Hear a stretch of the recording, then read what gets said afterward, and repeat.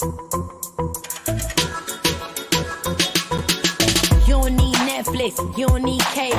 Hop on YouTube, welcome to the hood table, where we chop up local and global events vocally. You don't really wanna miss out on these conversations. Just joke a little, laugh a little, get that wine in your system, fill your glass a little. Expose current events, talk trash a little. You never know, these opinions might clash a little. They addicted to the content, got them binge watching. You don't like it, then you want invited. Bet your friends watching in the house and your job parking lot before you clocking. They don't wanna miss a second of this HD content. Everybody think they got something to say, so it's an open invitation, bring it to the table. But if you come whack, just know we ain't buying in. We gon' probably turn your back and tell you sorry, try again, Yeah, welcome to the hood table.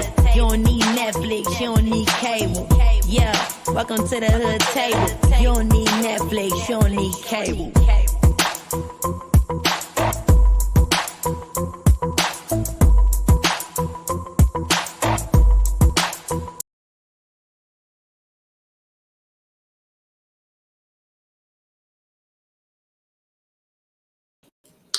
Hey, what's up, everybody? Welcome back to the Hood Table one more again. Come on, hoodies. Make sure y'all drop down. Get your eagle on in the chat. Also, make sure you like and share the video. And, of course, if you are new here, please feel free to subscribe to the Hood Table and hit the notification bell, as well as the membership. We do have members. I think the lowest tier is $2.99. But, yes, if you want to become an official hoodie to the Hood Table, please feel free to hit the membership button. Now, we have a plethora of topics to discuss this evening. One of them for sure is going to be Nature Boy. Y'all know Sislo, Miss Sislo Newsworthy News, aka Trash Talk Alley. She has been following and doing commentary on Nature Boy since I don't even know how many years, okay? So she's going to be joining us so she can give us her thoughts on the whole Nature Boy saga leading up to him now being sentenced to, basically life in prison, which some people agree that he should get and some people don't agree that he should get. Also, I think Sislo wants to discuss Wendy, Wendell, Bartholomew. Oh, God, I wish old girl was still on YouTube because I can't remember what Kaya calls Wendy, Bartholomew, Clydell, Lawrence, Pookie. I don't know, it's like 17 names. Oh my God. I used to have that wrote down somewhere. Let me see if I can find it. Let me see if I can find it. Because I'm telling y'all, I cannot remember, but Kaya used to crack me the hell up when she used to call Wendy like 15 names. And I can't remember. But anyway, if anybody can remember, feel free. Feel free. Hold on. Let me see. Let me see if I find it. Hold on. I think I might have wrote it down. What's up? How you doing? Hey, let me drop the link just in case anybody want to jump up here. It is Friday night, y'all. And you know what that means? Well, at least for those of y'all who are, familiar with Friday Night Lives over here, it basically means we discuss, a plethora of topics. It could be anything from the hood to the White House, celebrity news, celebrity tea, B sector stuff. It can be anything, along those lines. It doesn't matter on Friday Night Live. So let me go ahead and drop this link. What's up, Vibrant? How you doing? Hold on, let me make sure I got the right link here. Okay, there you go. So if anybody wants to jump on here and discuss anything with me tonight, please feel free. Also, I want to get into this shit that's going on with Rita and Brooke. Rita from B-More, Brooke from B-More. They're supposed to fight today. They're supposed to do an old Queen 88, an old Coolin', an old, Aisha, old, y'all know how they be over there. Fighting in the Mosley sector and the black sector. we ain't really had in the B sector an actual planned fight that actually happened. We had like a scuffle, a little fight, a little fisticuff, some years ago pertaining to the B sector, but nothing that was like actually planned and people actually met up and people actually went and actually fought.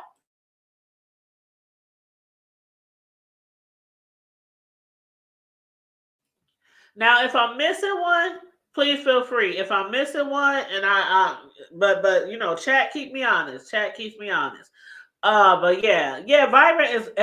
I think Vibrant, Ron P, and who else?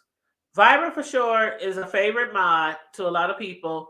Ron P is I like Ron P because he always put like the timestamps in videos. I don't even have that to do for my own videos. I used to do it, but I'm like, shit, you gotta go back through the whole video and try to figure out where you change topics. And see, over here on the hood table, we can't stay on track for the love of God. So, trying to put timestamps and shit, we'd be like, okay, we was talking about Brooke at 1909. Then at 20, we was talking about the president. Then back at 25, we was talking about Brooke again. Then, child. It's all over the place, but we love it. Yeah. We be all over the place over here sometimes. We ADHD. Girl, tell me about it. I need my, I ain't got no pills. You know how Shelly be shaking hold on. I got my allergy pills over here. You got some pills? Okay, shake them up. Shake them up, shake them up, shake them up, shake them up. Get it out. That's my allergy. Oh Lord, I got some ibuprofen somewhere in here, probably in my bedroom. But, actually, I misspoke. That's my stomach medication. Oh, child. Girl. Oh yeah, she said Vibrant Low too. I mean, BL. Yeah, BL. She's well liked, but she's not around as much. Yeah, she's not around as much. No, I see Vibrant everywhere, and I see Ron P everywhere. Yes. I be like, dang. Shoot, if Vibrant and Ron P wasn't already booked and busy, I might have would have asked them to be one of my moms, but child, they booked and busy. But yeah, that's what Shelly be saying. Mad check, bitch, mad check. Oh, we gotta talk about Shelly too, because she's supposed to be going down there to the Florida. And she's already invited somebody to come down there and for a chit chat. I doubt that'll ever happen though. But anyway. Yeah, because girl, I need to catch up. I ain't felt good all day, so I done missed all the good tea today. I done missed it all. Girl, what's today? Friday? Damn, why I feel like Saturday? Okay, I woke up today. I did my little 8.5 hours of work, Then after that, what did I do after that? Oh yeah, I went to the bank, came home, placed a Walmart order because I didn't have enough time. I went to the bank on lunch break, then placed a Walmart order because I didn't have enough time to go to the grocery store. Come home, take a nap. I wake up, and Rita is out somewhere in a field. I saw some of that. I was peeking around. I was like, wait a minute. Since when are they fighting? When did this happen? Girl. And then I saw Daughter Here's post because of Diva Tomboy, on her community wall. And I was like, oh Lord, sweet baby's daughter here gonna be the one to record it. She said they wanted her to be the referee. Oh, hold on. Let me pull that up. So Daughter Here made a post and Diva? Daughter's got a bunch of them, like a bunch of posts about she was calling them both out. So where are we meeting? Because she was supposed to be the one to record it. Well, King Roman News was there. I'm like, bro, King Roman News was there. And he said ain't nobody came. Ain't nobody showed up. And he said he was there since 6 o'clock. I ain't got a dog in this fight. I ain't got nothing against Brooke. I ain't got nothing against Rita. But I'm going to say this just for my personal opinion. I think Rita will win that. Oh, you know what? Girl, they was talking about Brooke and her arms. She won't be able to swing on Rita fast enough or hard enough or some shit like that. But I think both of them women's is... I think Rita might be a little bigger than Brooke. I think it's just, in my opinion, one of the reasons why I think I choose Rita on that fact is because she's like more hood like me. You know what I'm saying? And I think she could swing and bang. Well, Brooke said, "Don't let the cute face fool you." I know that's the only reason. That's the only reason I kind of count her out. So I'd have to see it for real to know if if I'm wrong because she's such, a girly girl. You feel what I mean? Girl, don't let the cute face. Brooke said, "Don't let the pretty face fool you." She said, "I might be cute." You know how she said, "I might Mhm. be cute and pretty," or how would she say it? That Brooklyn accent. I mean, not Brooklyn, Baltimore That accent. Baltimore, they're But she curly. said, Yeah. "I could fight." She said, "I only fought one girl," and she said the rest of them was niggas. And she said, "Trust me, I can fight." And so I think She might surprise me then. I, you know, okay. So Ness put a poll on her community wall, right? She said, "Who would win the fight?" 80% say Rita. It's just it's the like when you talk to people how you can just feel that vibe off of them. Uh-huh. I don't see, but that's just because I don't know Brooke that well. I've only seen her on the panels, but I don't see her being that way. But when you hear Rita when she talks, like you just feel the aggression coming from her. You know what I'm saying? Like she's ready to throw down with anybody, anywhere, anytime. So I don't know the only way Uh-huh. we would know for sure is if they actually met up and we saw it in real life. It's just Brooke seems like a girly girl, like the cute one that don't want to get her nails dirty. But I don't know. I could be wrong. You know what I'm saying? I could Yeah, be I mean, I'm wrong. gonna tell you like this. I done seen a lot of girly girls bust ass. Okay, shit. I got sisters, child, and they cute. They cute. I posted a pic of one of my sisters, and she cute. She's the girliest of us all. I mean, she's skirts and cute shoes and sandals, and she's earrings and necklaces, and oh my god, she won't walk out the house with jewelry and makeup, and she's the cutest one of us all, right? Or should I say the girliest one of us all? And she done threw child. Don't get the cute face. Don't get the food. Them pretty ones can fight too. Now, pretty ones don't usually like to fight because they That don't is want to mess true. up their nails. They don't want to get their face scratched. But if they have to fight, oh, they gonna prove a point. That's like counting out the quiet ones. You don't want to count out them quiet ones neither, because they Exactly. usually the ones that can bang the best. Because you don't want to push them into a corner. Yeah, the quiet ones. And that was me. When I was younger, you would think that I was all loud and boisterous and stuff, but I wasn't. I wasn't the loud and boisterous kind of person. I was actually kind of quiet, unless I was like around my friends and all my peeps, and we just like, you know how it is when you're around your family and your friends. Just a normal situation. I'm just quiet. I'm chilling. I'm like chilling, and I don't fuck with nobody. But it be the quiet ones. Shit, you fuck with them and they be like, damn, who is this? I What are do you think doing? if they But had allowed daughter here to be the referee and the person who records it, it would have been it would have been straight.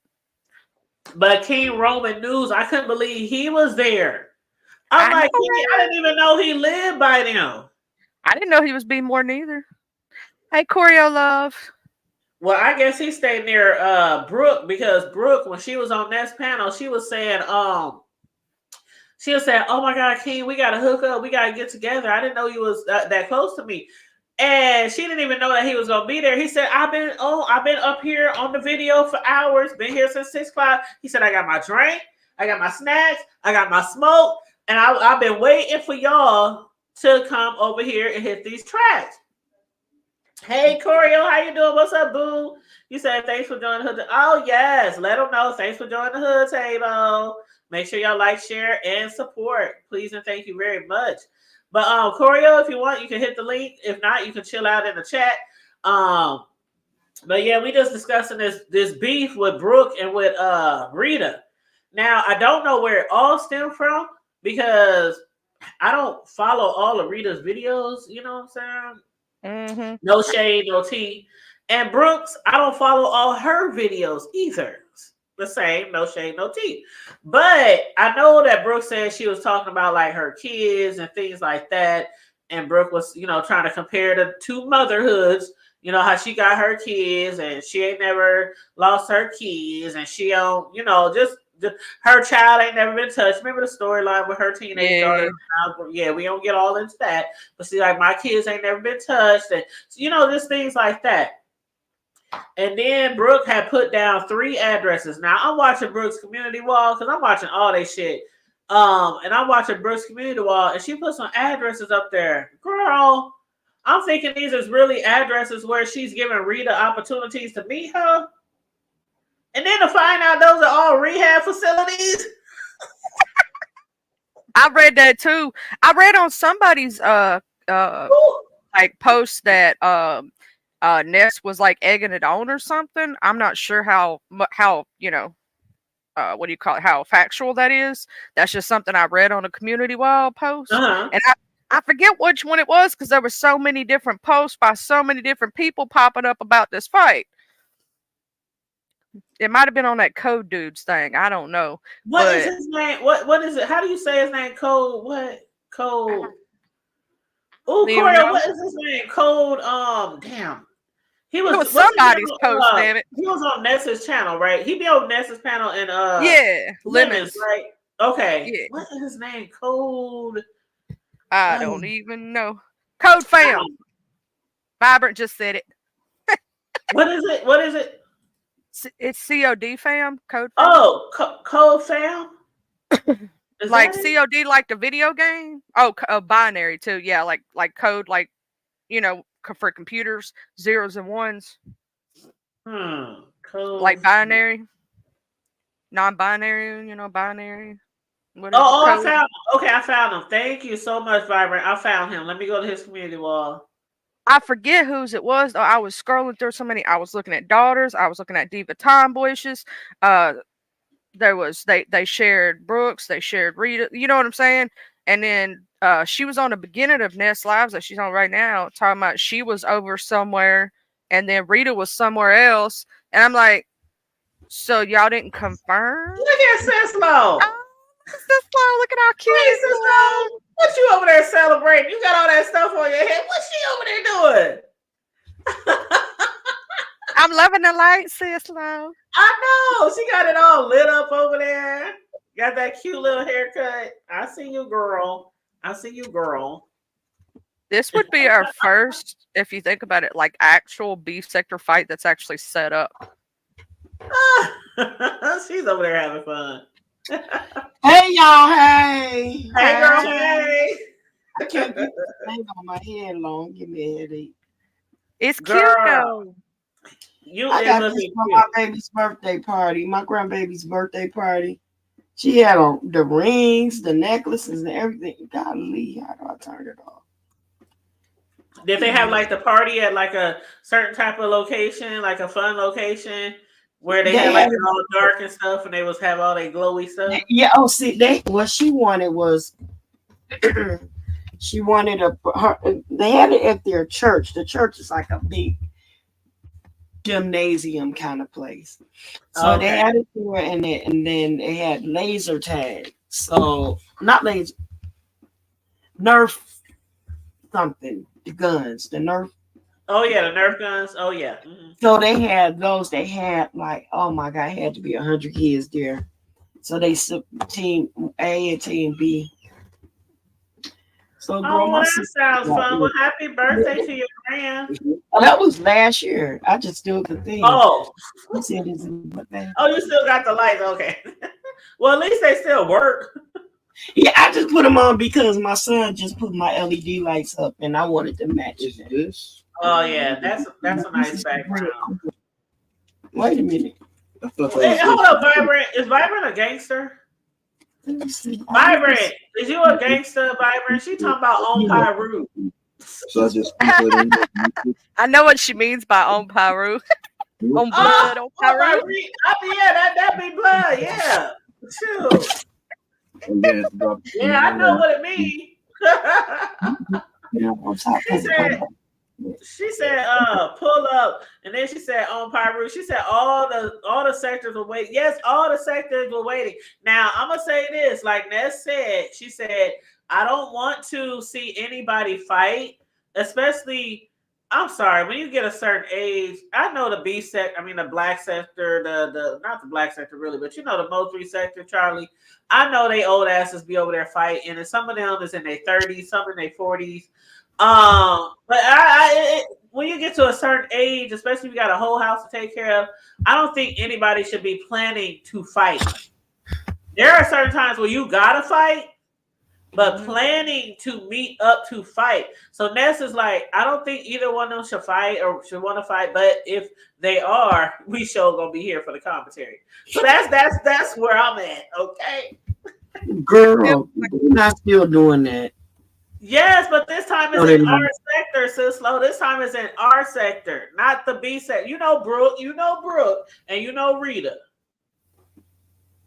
Rita, like Merlin Rita. Girl, yeah. The one they say is on purpose. She actually said she's on purpose. So they like she the one who told us every damn pill she'd never been on. But yeah, the one that was her. And so the funny thing about it today, sis Lo, me and Charlie been trying to fill in all the gaps, but Brooke put on her community wall 3 addresses where Rita could meet her. And why was they rehab facilities? Girl, stop playing. The shit. I'm really looking at these addresses because see, I'm not from B-More. So if they would have put them addresses here in my city, of course I would have been like, oh my God, that's the rehab out there on 72nd. But I'm thinking, okay, Rita got 3 addresses. Like, which one they gonna meet at? Is they really gonna fight? The entire shade. But I don't know, Charlie. Do you think they really want to fight? Or have her meet at Dr. R's house? I don't think they really did, because if you really wanted to, y'all would agreed on a time, a place, not putting different addresses out. One person showed up to one place, one person showed up to another. I would have had, if it was me in my city, I would already know where I'm going. First off, I would have my peoples with me because I ain't going nowhere alone. There ain't gonna be no jumping. And I would have somebody like daughter here or somebody like that being the like recording it for me, because I ain't no way I can record while I'm fighting, but I want you to see that I ain't no punk. I'm sorry. If you're gonna call me out, I'm gonna show you something. But even then, you ain't gonna probably see me on YouTube fighting, because I'm gonna do it and we ain't gonna have no witnesses. That way we can't go, both of us can't go to jail, can't nobody press charges on the other one, because there ain't no, if there it's a he said she said if there ain't but 2 of you there. Exactly. But if that bitch come up here on YouTube and all her edges are snatched out like Aisha got did by Queen 88, then we didn't even need to see no video, good old bean footage. That bitch hairline was the bean footage. Okay? Like there, if you really want somebody ass, it don't need to be recorded, because the next time you see that bitch gonna look like she got her ass kicked. But see, my thing was this. Rita gave her a location, said, meet me in the field. Brooke said, meet me at the track. Now, Rita, they said the field is behind her house. It's not like she went to a park or anywhere like that. She said it was like behind her house. So she's out there in the field. She's yelling, where you at, bitch? Where you at, bitch? I'm out here, all this, being all dramatic out there in the field. And Brooke is over here at the track, and King Roman, he even said everybody know where the track is, even though they call it something else. But it's like a concrete area or whatnot, Brooke said I'd rather fight the field than on the concrete. That's what Brooke said. I ain't trying to go no grass and dirt. I would prefer grass and dirt over concrete. But if you fall, baby, that concrete hurt a lot more. Somebody could DIE on the concrete, okay? Or you can bust a kneecap or sprain an elbow. But my thing was, Brooke said, I'm at the track, meet me at the track. But Brooke said she was also with her family. She was at a house. She said her family's apartment was looking over the track. And she said, it wasn't nobody going to jump her. It was going to be 1-on-1. But Brooke did say it's like 4 people in one room, 5 people in one room. So why you let people know how many people in the house? Now, Rita, she's talking about meet me over here in the field. And I guess people was like, well, if she go to Rita's house and step on her property, Rita might call the cops. Now, Rita did press charges on people, like 4 people, and they were all, as they say, fraudulent, because they all got dropped. Nobody got charged, nobody got sued, nobody went to jail. And Sean Bradley did say after that shit happened, he was going to get his attorney, and he was going to basically get her for pressing false charges. But either way, So they're like, don't go to Rita's house, don't go on don't go on her property and shit. But my thing is, if I'm gonna fight you, I wouldn't want to invite you to my family's house, and I wouldn't want you to invite me to your house. Because if did what Rita, who daughter knows here all, said. yeah, they should have met at a neutral location. Because Brooke is talking about, oh, everybody know what a track is, but if your family right there and Rita come by herself, who knows? If some, you saw what happened when Queen, who was that? No, that was Coolin. Remember when that other girl had her son? That are you talking about no, in the Cooling situation, Mink was at her house. Cooling went to her house. No, okay, not that situation. And then it was That's Queen not that 88. It was Queen 88 with that other lady who had her son, her gay Aisha. son. Oh no, you talking about Cream and Cream, Queen. okay, Cream. Okay, so it was Cream, and that other lady brought her gay son, and he jumped in because of the fact that Cream had said some words about his gayness or whatever. No, that was Cream's son that jumped in on Queen. Right, that's what I said. I said Queen 88 was fighting some girl with her dog, with her son. Yeah. Yeah. Queen and Cream were fighting, and he jumped in and he got his licks in because she was talking about him. But here's my point: you shouldn't be bringing no kids to no fight. Exactly. None at all. Even if they 17, because I think this child of hers was like 17 or 18 or something like that. And if he's 18, that is grown, but still a child in my eyes. But it's the point that you allowed your son to jump. Ain't no way in hell. I don't care if I don't care if my son was flaming like the noonday sun in Arizona. Okay. Ain't no way I'm gonna have him fight no female because he's still a nigga. But ain't just that. It's like, yo, kid, you're like, what if those two grown adults, one of them decided to have, like, pows there? There goes your kid in the middle of that. What happens if that person decides to bring a grown man and that your kid is still a kid technically, and that grown man get a hold of him and hurt him? Anything could happen. No kids deserve to be near fights. Never, ever. Yep. My son is almost grown, but I ain't taking him nowhere near nothing like that. Nope, I ain't never took my kids nowhere. Now I might have came with my cousins or something like that, but it's one thing to come to a mutual location with some backup just in case. Brooke was like, "Ain't nobody gonna jump in. Ain't nobody." I wouldn't want to come to your family. You talking about the track? Your house, your family house overlooked the track. I wouldn't want to come there either. Now I'm not saying that Rita would have. That's how you get jumped. That's how you get jumped, baby. Me personally, I'm not coming to your family's house. We're gonna meet at a neutral location. Well, see, daughter here brought that up. She suggested, that's why I was reading her community wall. She suggested a place that would be in between both of them. Yep. One's from one side of town, one's from the other side of town. So she suggested a place that's somewhere in the middle. Yep. And everything, and she would, record it and referee and all that good stuff.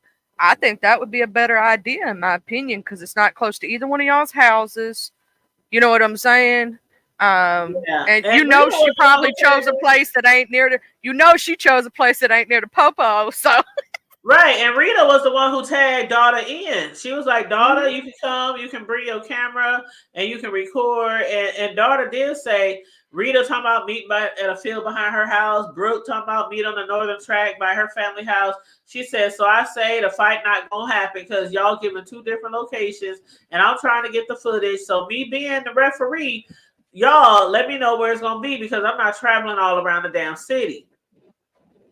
So that's what daughter said. And then she said, daughter said Rita gave Brooke location yesterday. Rita did give Brooke a location yesterday, but then Brooke gave 3 locations today, all rehab places. And then Brooke came and said, meet me at the track by my people's house. Now, again, you could be like, I ain't jumping in, but I don't know, because I got a ghetto ass hood ass family. We ain't all hood and ghetto still, but I still got some knuckleheads in the family. And you can tell them it's a one-on-one fight. You can tell them. But I can't guarantee somebody ain't gonna run up on you. But I never tried to fight anybody like to get them jumped. I always had one-on-one fights. I always told people, let me fight. But sometimes you just can't. Shit happens, right? Yep. Shit happens. So I would have preferred it to be this one-on-one, a neutral party, like either King Roman News, he was there, or Daughter here. And if these two people showed up and they had extra people with them, nope. You have your people leave. You have your people leave. I'm gonna referee this shit. We gonna record this shit, and it's just gonna be y'all because you don't never know. Motherfuckers will jump in. Oh yeah, but I'm gonna tell you this. That's why, like the old school, the way we used to be in the old school days. You could still have your people there, but nobody jumped. Like we didn't believe in that. The only way that one of your people is supposed to jump in is if one of their people jump in, and that's to get them off of you, kind of situation. Exactly. Other than that, you don't do that because it's Or one if on you one, laying there looking half dead after and getting they your still ass going. whooped, and they still going, knowing you damn near Yeah, lifeless. That's when your peep's supposed to, okay, that's enough. Like they did that's that bitch enough. Kiki Yeah, when I was whooping her ass.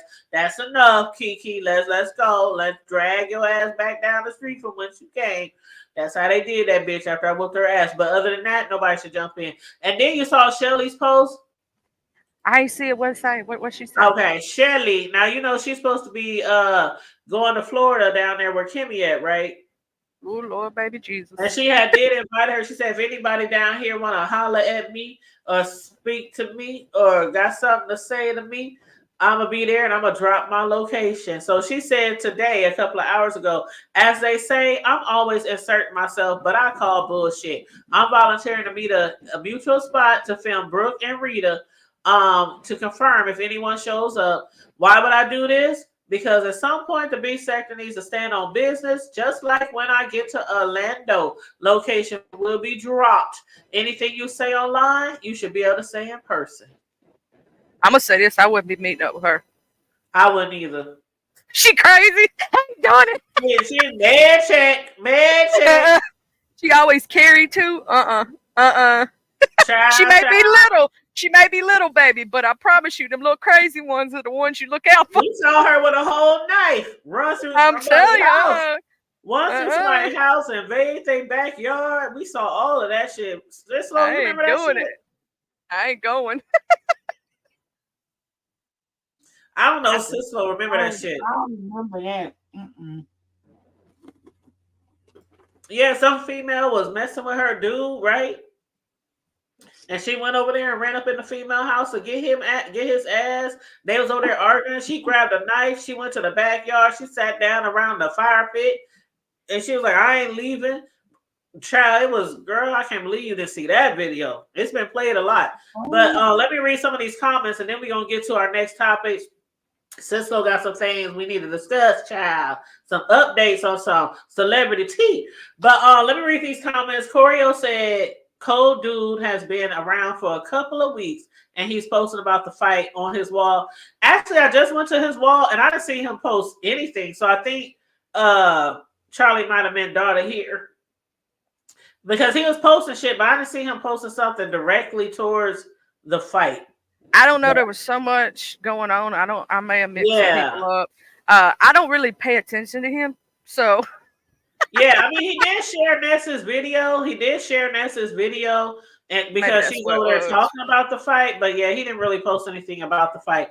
That was Daughter here and Rita and Shelly and Ness. Diva Tomboyish. Diva Tomboyish and Brooke.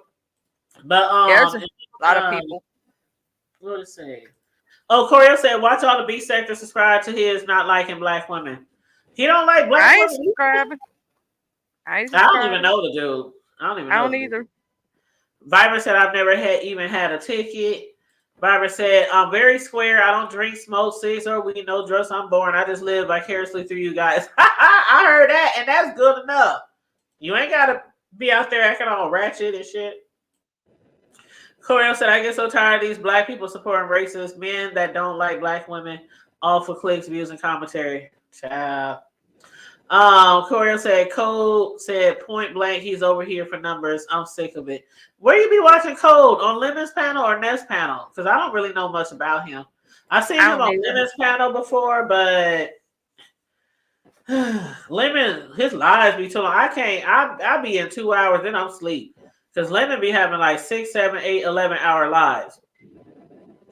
Vibrant said, Coriel over there, something about him. Cole found that doesn't set well with me.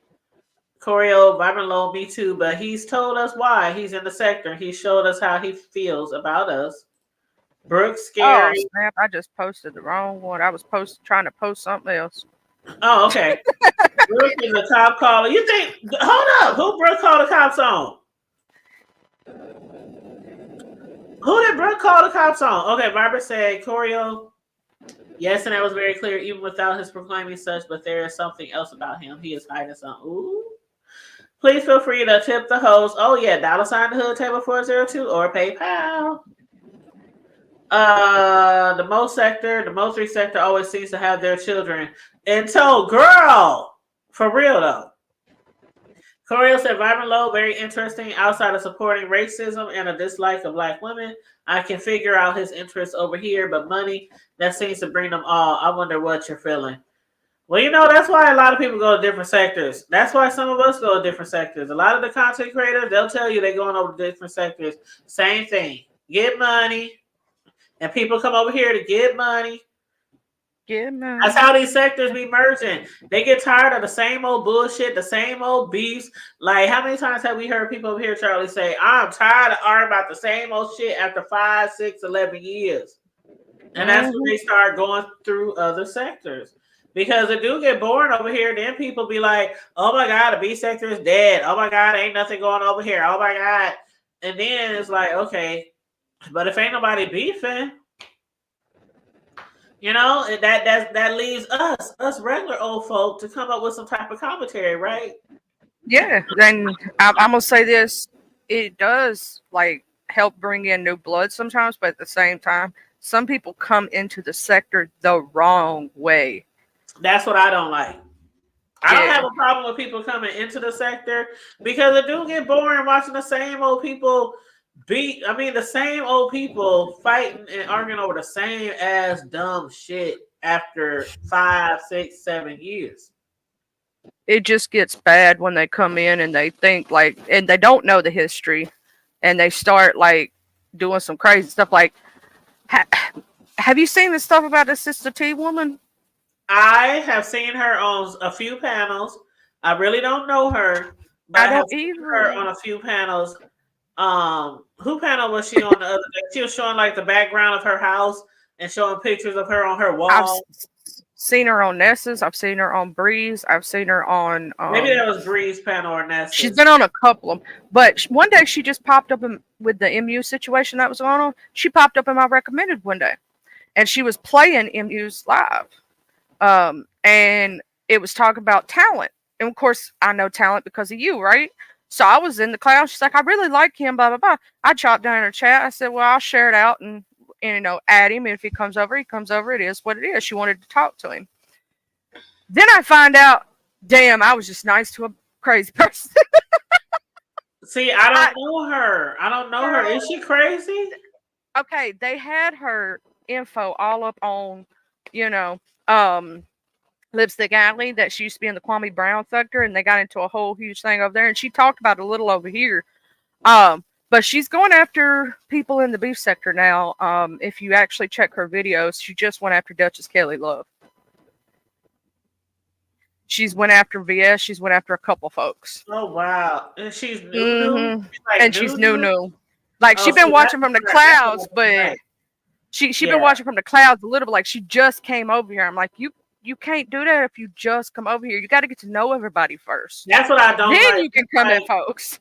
Right, just like when he came over here and she was going to TMO, she just came out of nowhere and talking about just started dragging TMO everywhere she went. And I was like, what is up with this chick? But yeah, Corio said Vibrant Low a while ago. I think he popped up on Jay Wilson panel. So for one, if he's saying he's brand spanking new, I believe he's lying.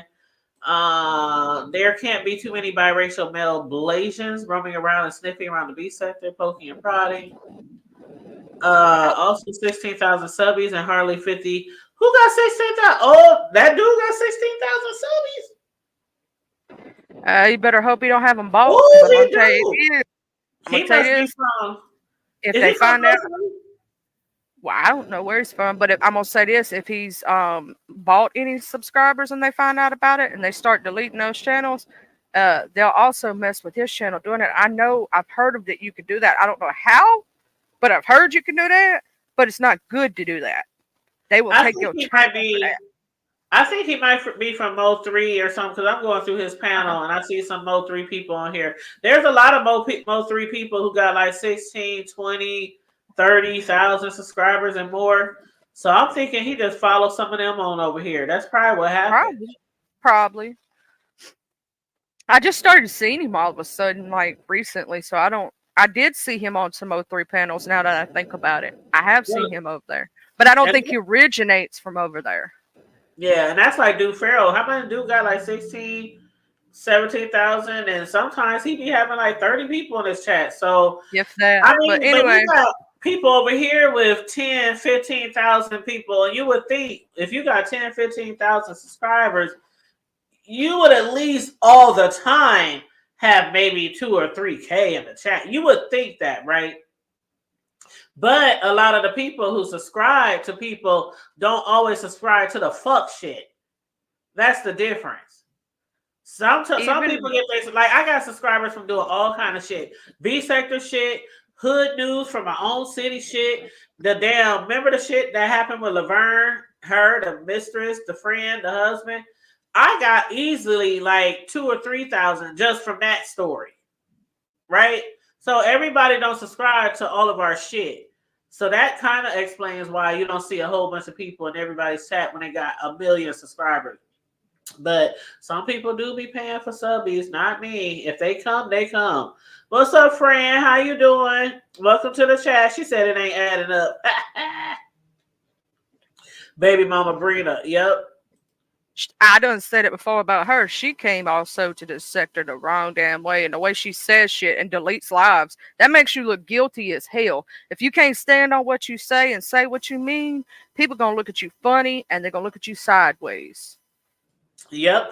And Coriel says she probably wants to screw Talent now that she knows he's straight. Talent needs to bypass. Oh, that doesn't mean you bring in trash in the sector just because you're bored. Come on now. I don't know what's wrong there. That ain't what I said, but okay. Vibrant Lemon has been a big disappointment. I'm done. Oh, child. Okay, so moving right along. She talking about MU wanting talent. Yeah, no, the Sister T lady wanted to talk to Talent, not MU. She was talking about MU and the situation that was going on at the time. That was when that was the big story of the sector. And she liked what Talent was saying. So the Sister T lady wanted to talk to Talent. That was the first time I ever got into her chat, and the very last time I ever got into her chat. Oh, I was like, I didn't even know we was talking about MU. My bad. No, we were talking about Talent and stuff like you know. Yeah, and Sister T lady. Yeah. Then now Lipstick Alley has exposed some of the things about her, but I don't really know her that well. Like I got to get to know her more, but the way she's coming in to me, like into the sector, is a little wrong. Like she's coming in fighting and ready with her fist up. You got to get to know everybody first. You know, fill people out. Like you don't just randomly start beefs. We all know in the beef sector, manufacturing beefs never ends well for you because it makes you look like the bad person. Right. Yeah. It's got to be organic or it's not right. Absolutely. But Cecily, I want to ask you, I know you said you wanted to speak about Wendy and Nature Boy. Do you feel like Nature Boy, I just want to start off and then I'm going to let you have the flow, but do you feel like Nature Boy got what he deserved, or do you think they were too harsh on him? And I know you've been following him and a lot of those ladies and men for a long time. So just from you covering them for years, how do you feel? To be honest with you, okay. I think for the particular crime that he got convicted of, I think there was I think it was a lot. But it was so much. To be perfectly honest with you, I don't think something is all the way off. Because even this is not charging. Check Steve's browser. Okay, I'm sorry. My power and stuff started. But because of his history, leave it open. His history with everything he's done over time to different people, he deserved the time if they had gotten him for all of that stuff. He should not have done the things that he done to this young lady. But it's, I don't want to victim shame, so I don't want to speak on that because if he actually did what she said, the things that she said, then he deserved it. But there were some situations and some people who did not press charges that should have. And yes, he did deserve life for what he did. Because one young lady, he violated her, he sodomized her, and he tore her up to the point to where she was in a lot of pain, bleeding bad, and everything. He tore her up. And I think that was life worthy. He had it coming because of all of the things that he's done to people over time. Because he's been, girl, if you guys knew of some of the things that he's done to people just over the past 6 years. No, I say a little more than 6 years because his baby boy's mom, he beat that girl within an inch of her life. He beat her so bad. He beat her within an inch of her life. And he got in trouble for that. But he beat that girl bad. Beat her eyes were shut, swollen shut, nose was broken, everything. He beat her bad. There were some of the guys that he's beat like that. I mean, it's just the manipulation, the control, the starving. He starved those people. He took their money. He just mind effed them to the point to where some of them still need to be deprogrammed. And it's like even the ones that's standing up for them, one of them, he beat her so bad and he degraded her so bad on IG for like an hour straight. He just he dogged her out so bad, and that's how he treated him. He called her all kind of whores and bitches and just all kind of stuff. You want to go home, ho? Go home, ho. You ain't nothing, ho. You ain't nothing without me, ho. Your thoughts ain't your thoughts, ho. They my thoughts. Just how he talked to her. And then he was doing it from one of the other young ladies' hospital room, sitting by her hospital bed. And this girl was in there from an STD that she almost died from. And then the girl was so sick, y'all. She was stinking. Her breath was smelling. Her excretions were smelling. She was dying. Had she not, she had lost so much and she was looking so poor. You could see her bones. We all kept saying that girl is dying in the comments. She's dying. She's dying. She needs to be seen. I'm not wrong with her. She just in her demons. She this, she that. to the point that he would say, "Oh, shut your mouth when you talk. Hold your breath. Stay." Oh, she's staying. He just on live. He was degrading her so bad till finally he was like, she thought she was weak. She was panting for breath. She was exhausted because she had no energy because she was literally dying. When she got there, the doctors was like, I'm surprised she's still alive. She had some illness. They don't even have a name for it, y'all. They don't have a name for it. But she was on all the same medications that a person with house in Virginia will have. All the same medications. And you all know what the acronym of House of Virginia means, right? Yep. Yep. The house in Virginia. Since I think I told you a while ago. Those 3 letters. Uh-huh. Yeah, House in Virginia. Yep. And the Auntie Ida. Yes. Auntie Ida in Dallas. Mm-hmm. Mm-hmm. Or sometimes they say Auntie Isaac down the street. Mm-hmm. Those. What about that lady? Remember that lady who passed away? The older lady, because they wouldn't let her get her medicine.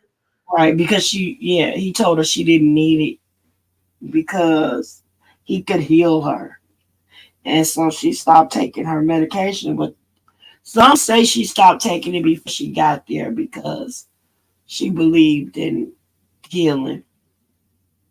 Some people say she came there to die. But,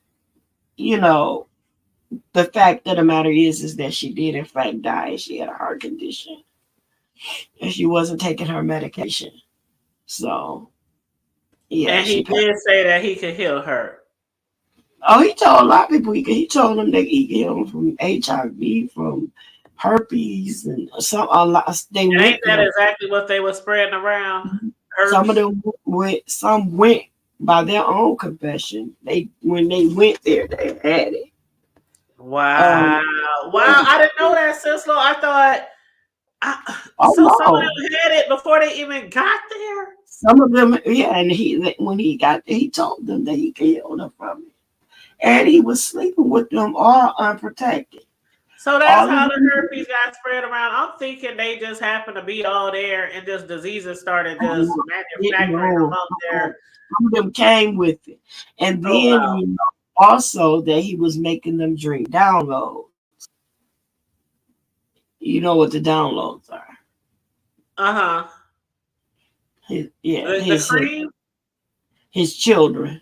The cream, yeah. Without saying, yeah. Right. His children, the liquid kids. That thick milk. Oh, don't say it like that because I never have. Oh, I'm just trying to think of something else to say besides. I don't need a visual. We say everything else. Semen, kids, seeds. Yeah, the liquid kids. The sperm. Yeah. So then he was making them drink that. I didn't know that either. Did you know any of this? You can't take on his. You couldn't take on his mind until you partook of his download. Oh, wow! He made the guys and the girls drink his stuff. Some of them didn't do it, but some of them, yes, they did. Some of the guys did it. Some of them didn't, but some of them, yeah. Man, it takes. I remember Effaru saying at one point, she said, "I'll drink the tea, I'll drink the Kool-Aid." She said that on a live. Wow. That if he were, in other words, if he were Jim Jones, she'd drink the Kool-Aid. And then it's also known that there was some tea that they would drink to delete babies, and she drank the tea twice to delete somebody else's baby. The baby that Zocalost was his fault as well as hers, obviously, and it's because she was in her eighth or ninth month, and she listened to him under his direction and drank like 9 shots back to back. I was going to ask you about the baby that passed away. Yeah. Yeah, she the baby died from fatal alcohol poisoning. Wow.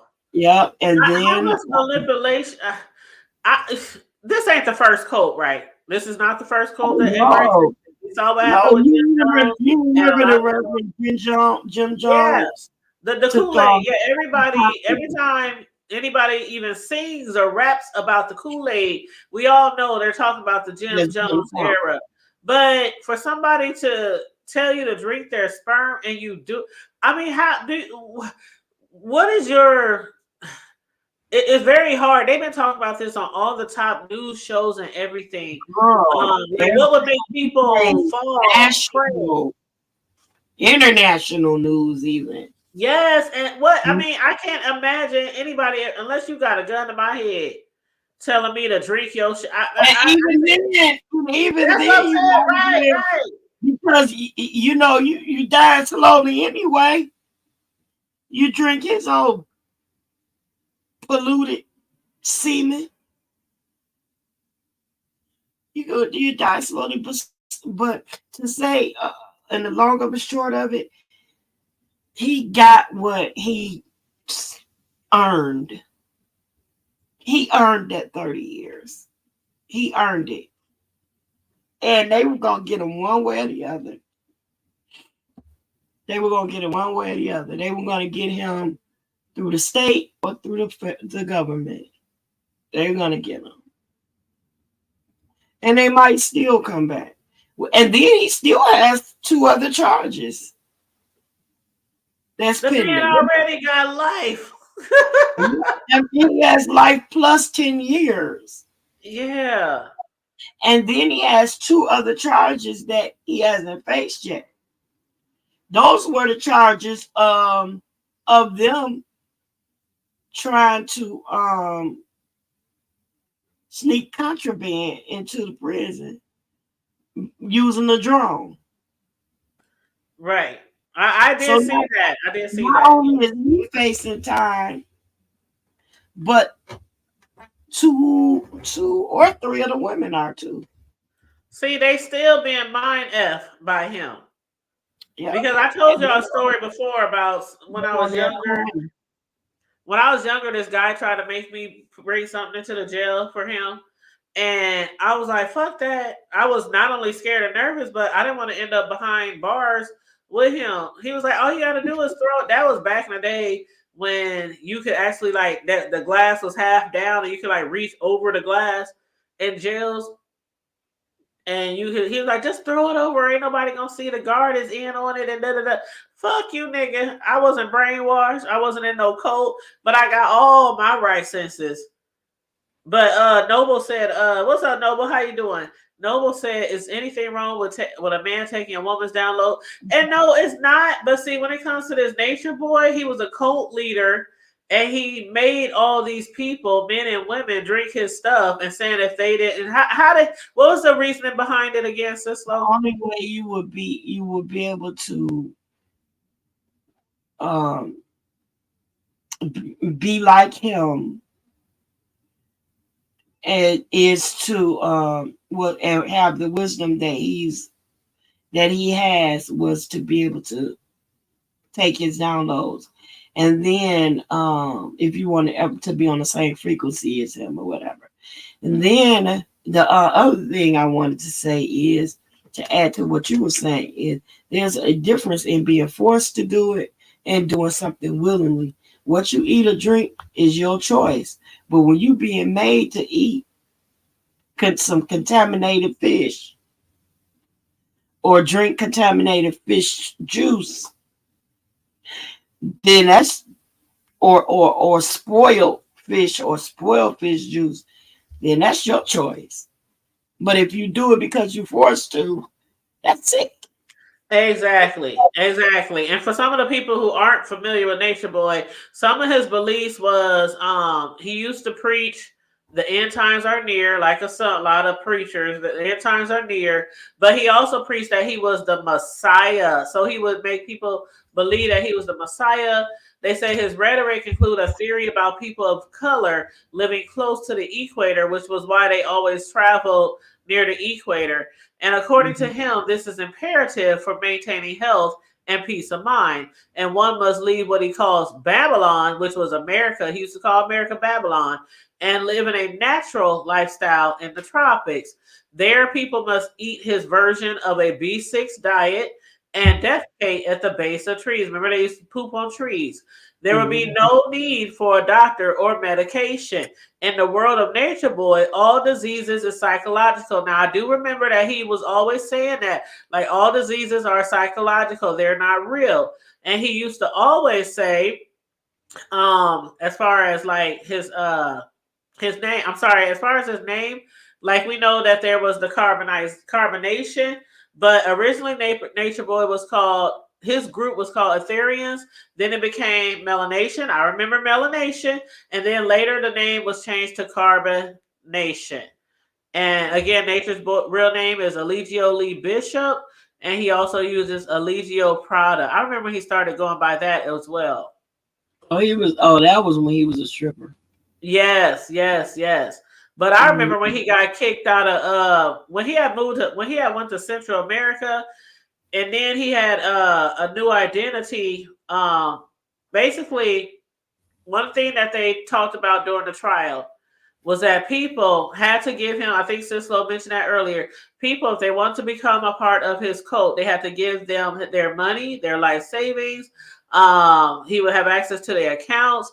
And when one would join Carbonation, all their assets was turned over to Nature Boy.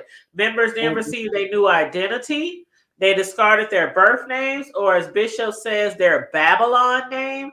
And Bishop then would give them new names. They couldn't contact their families. Exactly. Yep. They couldn't talk to their children. Yep. Some of them left their kids. Yep. Yeah, so I sent you something, and that was what he had to say in response to the victim's statement and what he had to say to the judge. Listen to that. You sent it to me. I see. Mm-hmm. There's some other things I just didn't. Oh, this is pretty. Oh, you talking about the lady that was crying?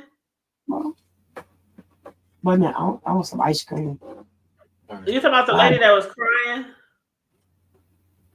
Yeah. This is what he said at the end when the judge asked him, did he have anything to say? Hold on. Hold on. This is good.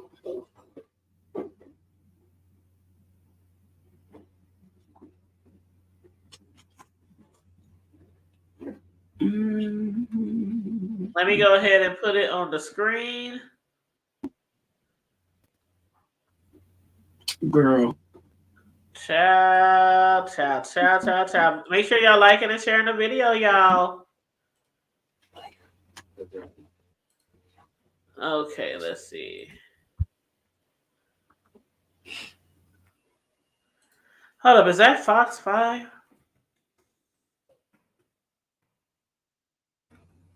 I think so. Hold on 1 second. But Charlie, did you know anything about this Nature Boy? Did you ever follow him? I like here and there would pay attention to it, if that makes sense, because other people would talk about it.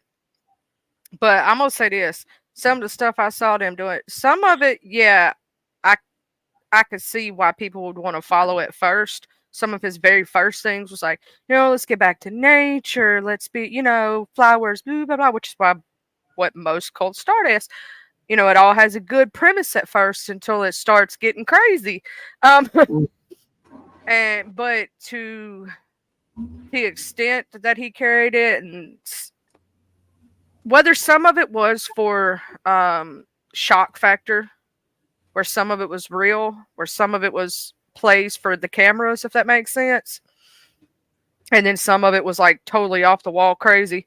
Uh, I do agree with Sislo in the fact that if they had charged him with everything that he should have been charged with, yes, he deserved all the time. But for the charge they gave him, that's a little excessive. I agree. Yeah. Like, he did deserve time. Like, he did a bunch of really, really messed up stuff. Right. But they didn't charge him with all the charges. You know what I'm saying? That he deserved. He deserved those charges, so he did deserve time. But because the charge doesn't match the time, I wonder if going forward, if he does do appeals, would that mess it up? If that makes sense. And I absolutely agree, because the thing is, a lot of people know, and look at the comment on the screen, Sislo, that somebody just dropped in. And thank you for dropping in. Make sure you guys like and share the video, please, and thank you.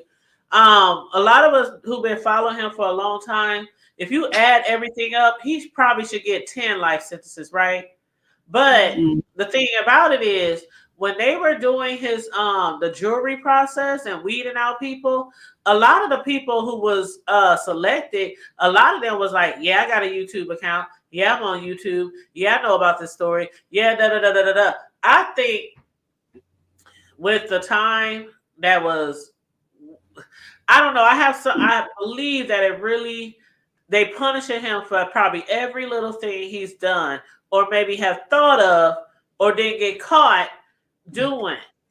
That's what I think, because just for a rape, come on now, we see people get off in 5 years, 4 years, 3 years, 10 years. I mean, for this, what they were saying, I think it was pretty extreme, but I believe that he deserves life plus more. But if you're looking at it for a technical law, you know, with an eye for the law, I think it was extreme. And he is going for an appeal, right? Yes. He's going to try to fight him. And then, Cisco, did you see what they said in the chat? They say, hey, Hood Table, dropping down to let you know that what was her name? Aya drank his bathwater, and Malia sucked his blood when he would get a cut.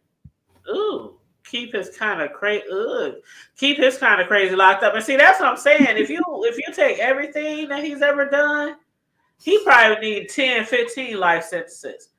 Yeah, he used to make them. He made them beat each other. Yep. Oh, I forgot about that. He used to make them fight each other. Yep, I remember that now. Wow. Well, let me play this real quick on this link, and this is from Fox 5. And it's about the reactions of some of his leaders towards the sentencing. So let me make sure I think that's bro coming up. I think that's bro. But I want to put this up here real quick. Put our little disclaimer. And if everybody, could you hit mute, please? In DeKalb County delivered 5 guilty verdicts against alleged sex cult leader Eligio Bishop. He wasn't in the courtroom to hear the outcome. Fox 5's Tyler Fingert has been following the trial since the beginning, and he takes a closer look tonight at the verdict and how long Bishop will spend behind bars. Alleged cult leader Eligio Bishop is now a convicted rapist. Just minutes after the verdict was read, he was sentenced to life without the possibility of parole.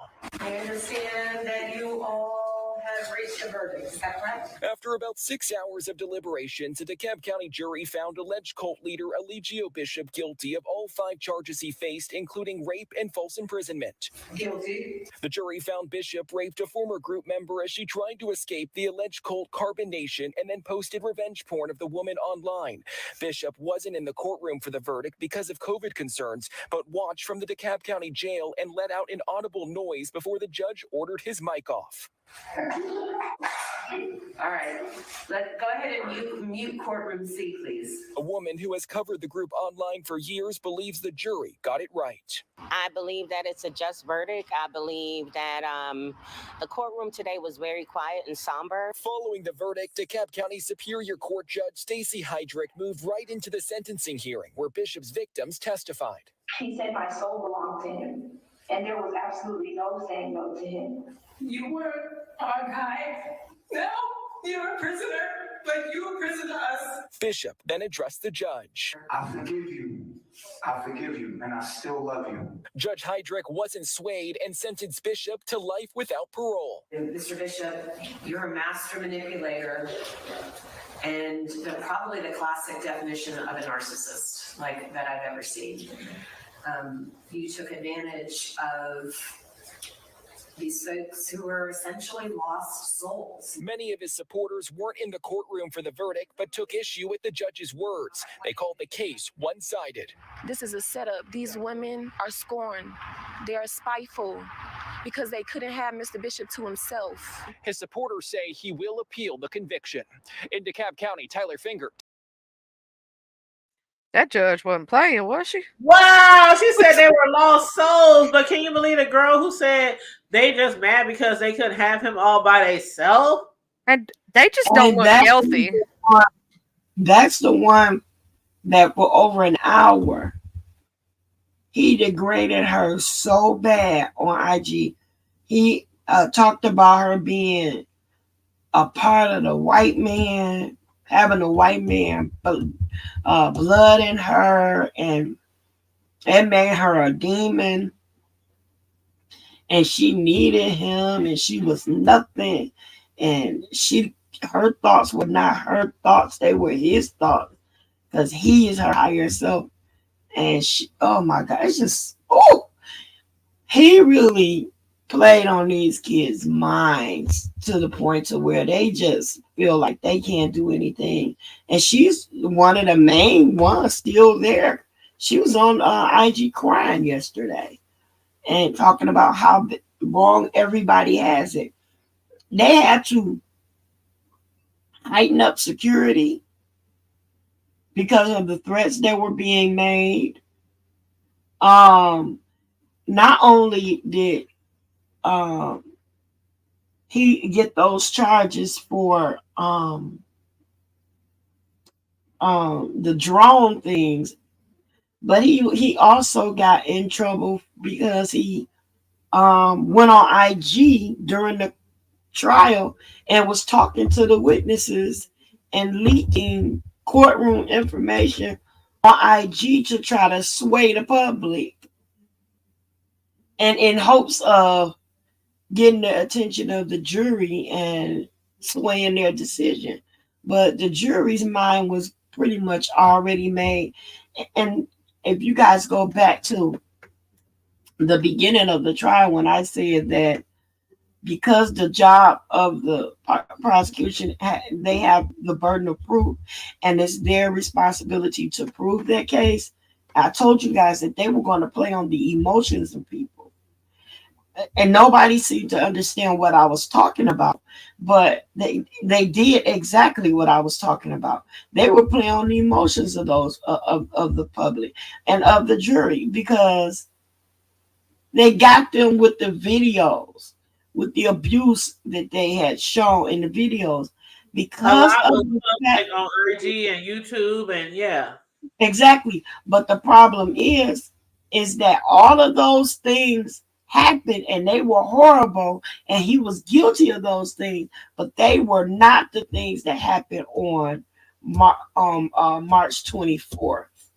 They were supposed to concentrate on what happened on March 24th, but they were prejudiced, so to speak, by what the type of person that he is and all the testimonies. Yeah, right. So it's like he got his, but he got it for everything except for, really, if you really want to think about it, what happened on March 24th. He got that and then some. Girl, they done got him on the way going back right now, baby. to the 99 and the 2000. They got his ass for shit. Well, what thing he gonna take pleasure in, and that's dropping the soap for the next lifetime. Girl, if they know better, they won't He be might going be like up in that. that shit because he probably got about 4-5 diseases. He Look like how it like skinny that. he was, Cisco. Did you see how frail he was? He's 160 pounds. And At somebody told me the other day, oh, he's a nice size. He looks like he ain't no nice size. That nigga's skinny. He's 6'2", 6'3", and 160 pounds. That's skinny. Somebody who probably already got diseases or who don't give a damn and got a lot of energy balled up down there between their legs ain't gonna give a damn. They will suffer the consequences. Vina, he should have taken the plea deal, the first one. That was Absolutely. 7 years. Yep. He'd have did a lot better with that 10 years. Wasn't it 10 years, Sislo? 7. It was 7 years. It was less. Rape, if you think about rape and also what was the other charge? Rape and holding them against their will. What was it called? And they were 7 years for that. 7 years for they that. were gonna drop the rape charge. Kidnapping and that's entrapment. what I'm saying. 7 years. I would have took that 7 years. I fuck all that. Y'all ain't about to watch all these videos, listen to all these confessionals, and listen to all the IG videos and the uploads and watch me beat on kids. They even was talking about the baby shit. Remember when he had his baby? Mm-hmm. He was talking about doing stuff in front of his baby and let his baby touch on him. Y'all remember all that shit? They talk. Yeah, that was gross. Shit, okay. Yep, he said his baby just wee. Shit. Said he makes love to his wife in front of the children while they're and allow his son to touch him. Yeah, while he's hard too. He said that. That was just gross. What happened was he was holding her because I saw that live. I was on the live. He was holding her in his arms. He on some gray sweatpants. And he was holding his baby, his daughter by Velvet, in his arms. And the way her foot dropped, it dropped right where his private was. Mm-hmm. So what happened was he kept bouncing her up and down like where that friction from her foot was rubbing against his, and he got friction from it. I remember, like, put that baby down. You got that baby all in your arms, and you sitting up here getting an erection while she holding him. And that's when he started telling the people who was in the chat, "Oh, I have her there when we doing it." I was like, he was nasty. He just child, that is disgusting. Ain't no way in hell she should have grabbed her baby and ran right then. Because that to me would make me believe that it might be a possibility that he, and I don't want to speak this into, you know what I'm saying? Because out of all the shit that he done, I would hate to even think that he would do something to his whole child. But I don't know. That's suspect to me. Pedo, that's suspect to me. Little kid, child, ain't.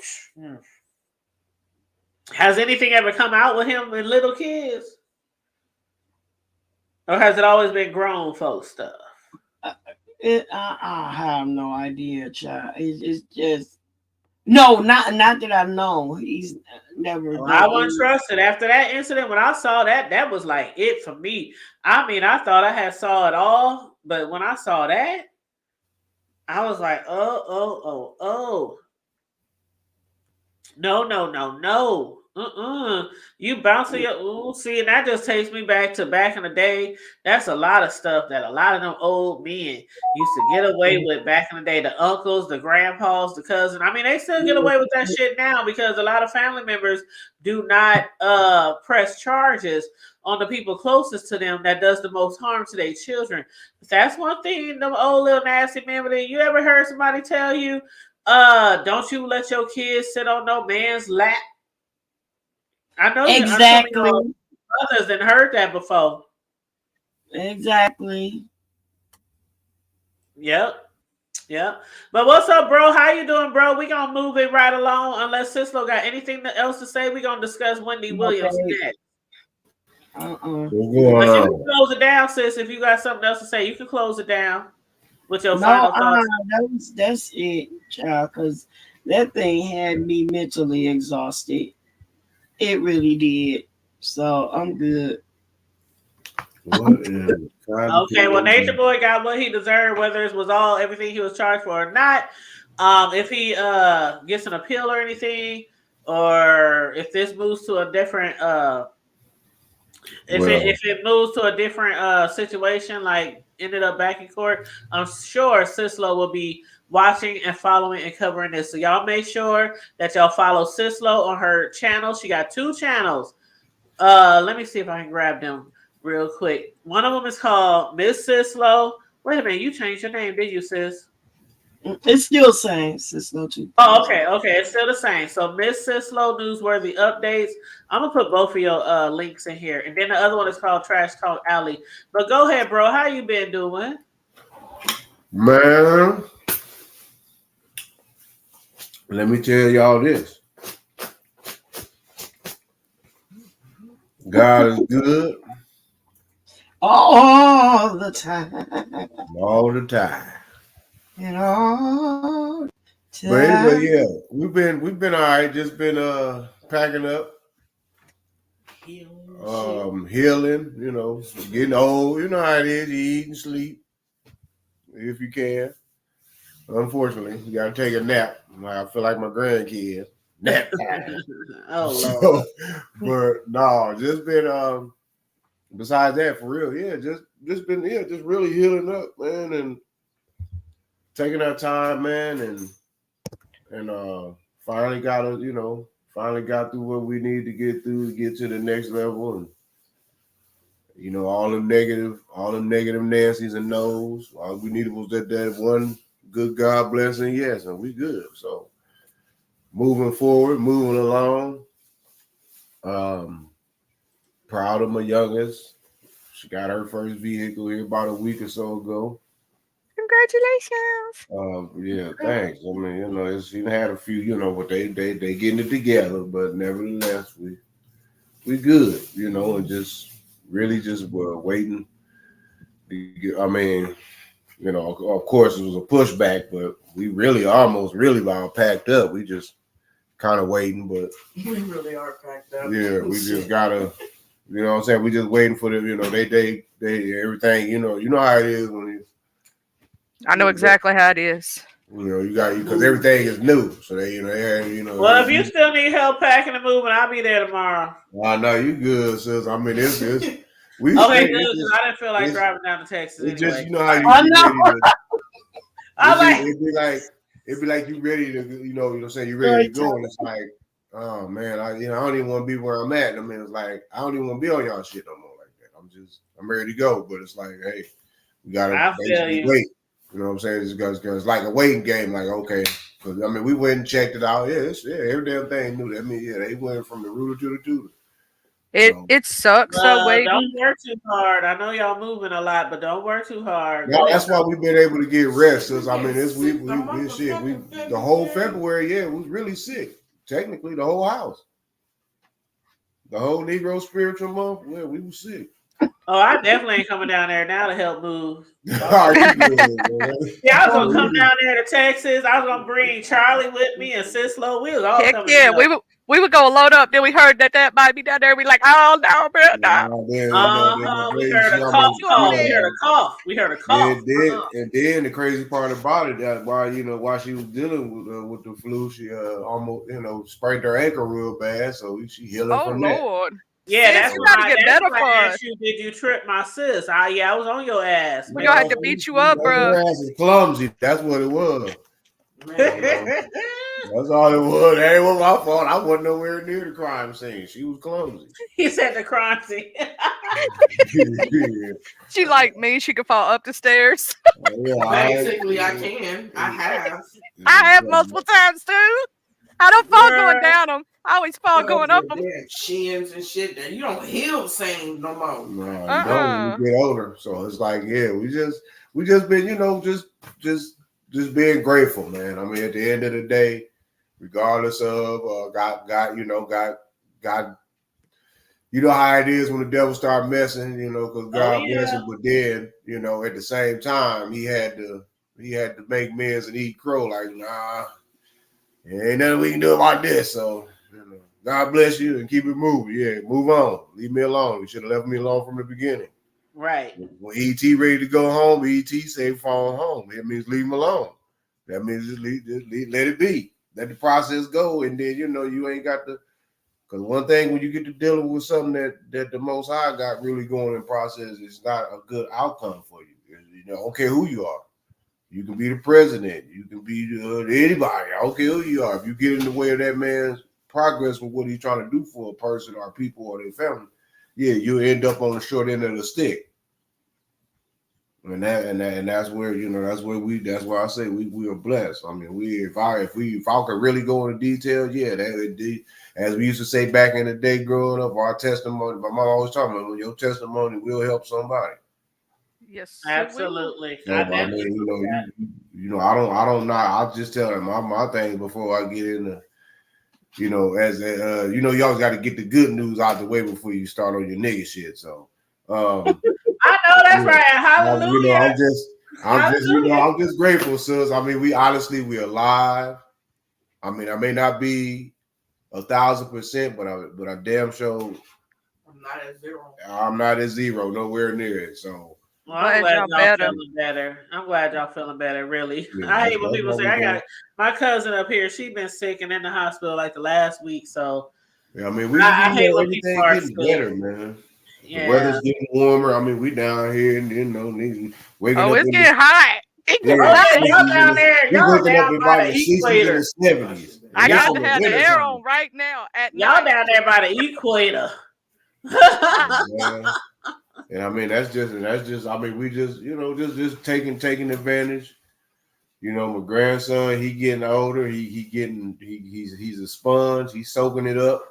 It's hilarious. And he is beyond a character. He is definitely gonna go for an Oscar. That little dude is a handful, and he's just beginning.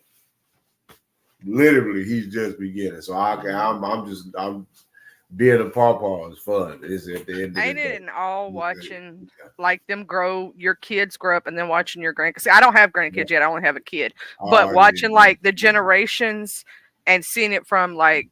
Because in your mind, you're still young, if that makes sense. And your kids, you look at your kids like there ain't no way they that old. You know what I'm saying? Exactly. That's how I look at my grand. Be like, I really got a grandson. Yeah, I mean, and he's about to be 3 years old, and I'm still in awe that I have a grandson. Like, but what's so funny is just that the fact that my grandkids are able to grow up is like. I mean, we had the best in our generation because we had love at the end of the day. That's what we had the ultimate, and everybody was around. It was always somebody in the family was around that you. It was always something all the time. That's how it was back in the day. It was a very well structured support system. It wasn't a lot of money involved per se, but it was the love and the structure and the constant. It was the support, the neighborhood, the churches. It was all that. Now it's kind of like. Just throw their ass a little tablet or a phone and they good to go. One thing I remember about growing up is we could be eating hot dogs and ramen noodles and beans every day, but we would have the most fun. Family, friends, cousins, aunties, uncles, just every day. It was fun. That's one thing I remember about growing up was it didn't matter. Man, that's what we didn't even think we were poor back then. I didn't even think we were poor. I knew we weren't well off. The motherfuckers next door got AC and we got one air conditioner in this big 4-bedroom house. But you know what I'm saying? Like overall, it was like, okay. But nevertheless, since we good, long story short, you had food in your mouth and a roof over your head though, so you was blessed. Exactly. Other than that, we know what other than that, all is well. Now on to my shenanigans real fast. Oh, snap. What in the Stanley Earl is going on with that boy? What is that little nappy head boy? Who? He need to be what is this boy name that they just gave? The boy we just got the him. He needs to go. Yeah, he should have Oh, learned from my Sky, boy you late, Cam. bro. You late, bro. You late, bro. I ain't late. I was listening. What I'm saying is that I had to get my testimony out the way because I was about to roast his ass real fast, and then I was good. Well, go ahead and roast him down, and then we're gonna discuss Wendy Williams. Well, you know what? I definitely because her and she need to all be shaming herself. She the reason why I'm working on staying sober. But anyway, Oh shit! Shout out to Wendy for encouragement. no, just that boy, you ought to be shaming yourself and his supporters. Come on, y'all. Come on, y'all. Y'all know what time it is. That's not whatever it is what it is. But the point is that, bruh, how you gonna go and get life?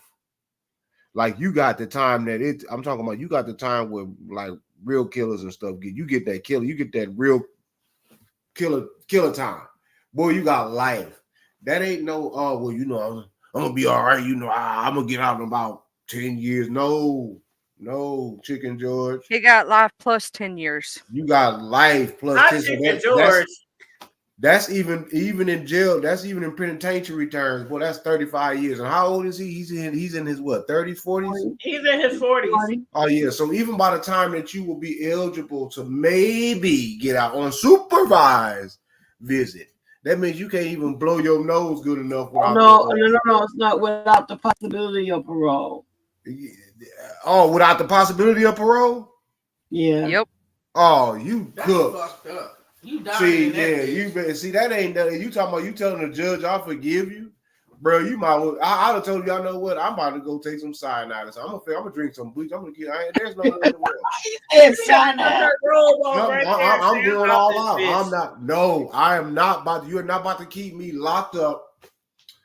I'm sorry. I know I paid the crime. And I'm due the time. Ain't no time. I didn't pay the crime. Look. I did the crime. I'm gonna pay. I'm gonna sacrifice my life because there's nowhere in the world. I got a question for y'all.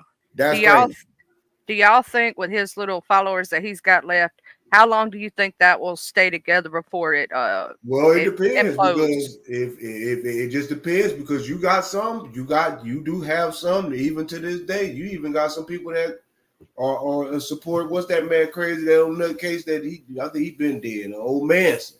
You still got some Manson supporters to this day. That's true. Them cult leaders. I mean, dude, this is you don't know. I mean, he might have some lifetime. It's like, well, free. What's that boy name? Free Nature Boy. He's wrongfully accused. I'm like, damn, they went hard for Kells, but at least Kells might have a chance. But dude, life without parole. Possibility. He might put money on his books for the next year or so, maybe. He ain't getting that since he about to go back. When he figure it out and gonna wonder, he's gonna really figure it out. Like, dude, I literally screwed my yes. You sure did, you Jay. You are a buffoon. You are a miscreant of common sense. You ought to be ashamed of yourself. And then you thinking this shit is a joke, like. Oh, I'm gonna eat that up because I'm gonna come back and do it again. That's his mentality. Well, good luck, bro. Because the next time you walking about that place free, going to any island will be in a bag. They gonna take him back to the where was he at the longest and slow? They gonna take him back to back to the islands, close to the equator. Because by the time that it don't matter. Be ashes to ashes and dust to dust, unless God bless him to live longer. Unless God bless him to live longer, shed a life, he gonna be ashes to ashes and dust to dust. Might as well take him back to the damn fields and forests where he started. You know what? And that's too bad. I'm not. Take me back, dear Lord, where I. All for what? I mean, what? Because he wanted control? Boy, I mean, what? Yeah, you gotta think about it. Sure, y'all outnumber us damn near to it used to be 11, 21. Now I think it's maybe 15, 20 plus to what. Dude, come on. It's oh my God. It's like you ain't got no morals nowadays. Everybody's bumping uglies with everybody. Everybody. Are you married? Oh, okay, well, come on and jump. We bump you ugly, what you do? Hey, I'll bang your wife. You can bang my head. Come on, brother. Let's go. That people is just loosey goosey. So I don't know what the hell. What You ain't got to control nothing. You really ain't got to do nothing. You don't have to do none of that shit. He fucked his damn life off. And that to me is retarded. You ought to be, you some kind of special stupid, son. Like you was not only dropped on your head, but you were abused. And when I say abused, I'm not And he was abused, though, really, he was. It was something for you to be that legitimately ignorant. What the hell? You get hit with bruh, they're not gonna play that. I mean, if you think it's gonna be just something easy, because no, rape. Okay, so that means if you guilty of rape, okay, did you molest little kids too? Oh, you a chomo? Oh, you can wrap it up. He was one of those predators. He was one that got preyed on and turned into the predator. Yeah, he Because he had things, not giving him an excuse, but he did have things done to him when he was little. Don't matter. No, they better put him in protective custody because you know what? No, it don't matter. He's still gonna get slid up in, even in PC. He don't need no protection because he like it like that. Yeah, he like exactly. the way he tore that girl up, Sislo. What was her name? The way he tore her up when he sodomized her. Yeah, but nevertheless, though, y'all, that's still something. I mean, bro, what goes around comes around. No at the end of the day. But nevertheless, now let's get on old Wendy. Yeah, let's talk about Wendy. We're gonna get off of Nature Boy because my bag, Nature Boy. Unless something new happens with Nature Boy where he get a new trial or anything like that, let's move on right along. Good luck, Cletus. Wendy Wendell Bartholomew. Right. Y'all. Yeah, Billy Bartholomew, Cleophas Earl. Wendy. Cleophas Earl. Yes. Wendy Williams with your stinking ass. Girl, let me tell you something. You was too old for the shenanigans. You should, if you're doing good and you're rehabbing, keep at it.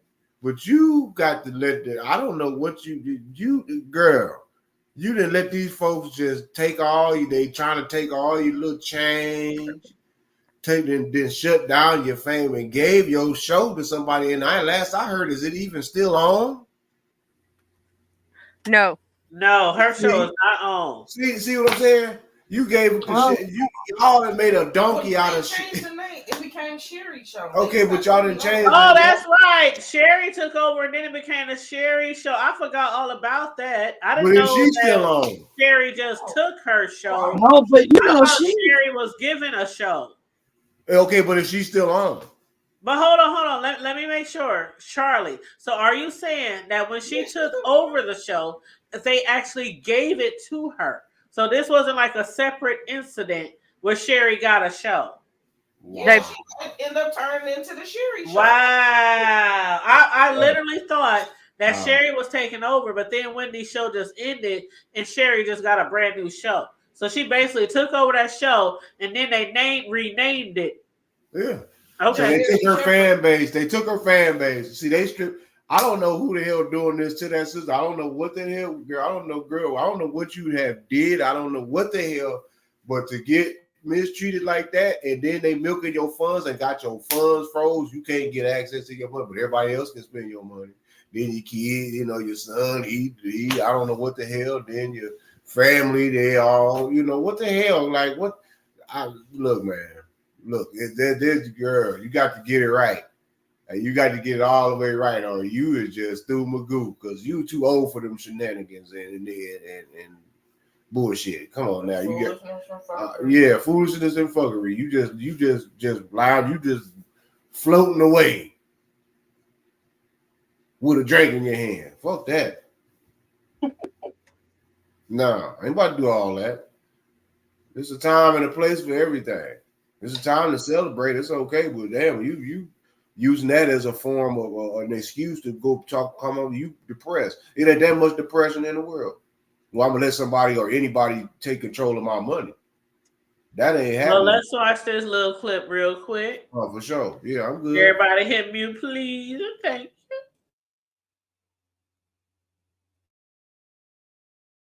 Would you have taken Wendy to a meeting? Would you have taken Wendy to a meeting with NBC about a talk show in that condition? That publicist did. Another king of daytime, Steve Wilkos, was deeply hurt when he saw the Wendy doc. Steve was a frequent guest host for Wendy Williams, and he knew Wendy well. He posted this on his widely seen TikTok account. What they're showing is somebody is not protecting her. It doesn't put her in a good light. I don't see how this serves any purpose at all. One, her manager talking about, is she ready to do a podcast? She's ready. She's been doing this for 20 years. She's no position to do anything. Interviewing. She should not be interviewing anybody.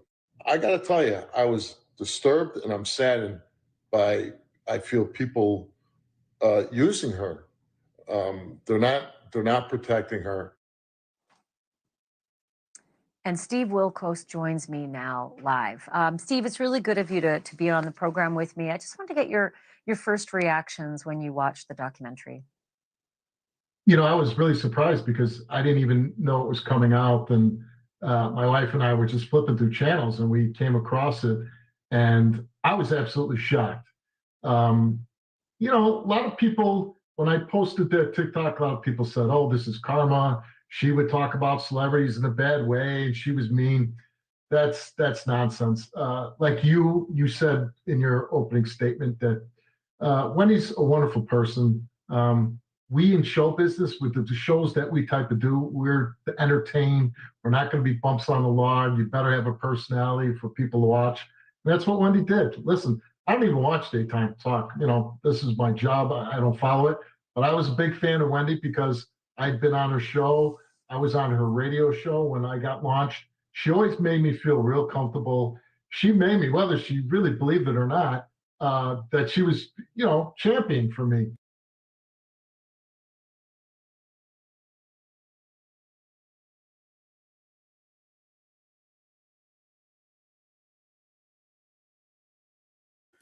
Okay, y'all. I'm gonna ask all of y'all.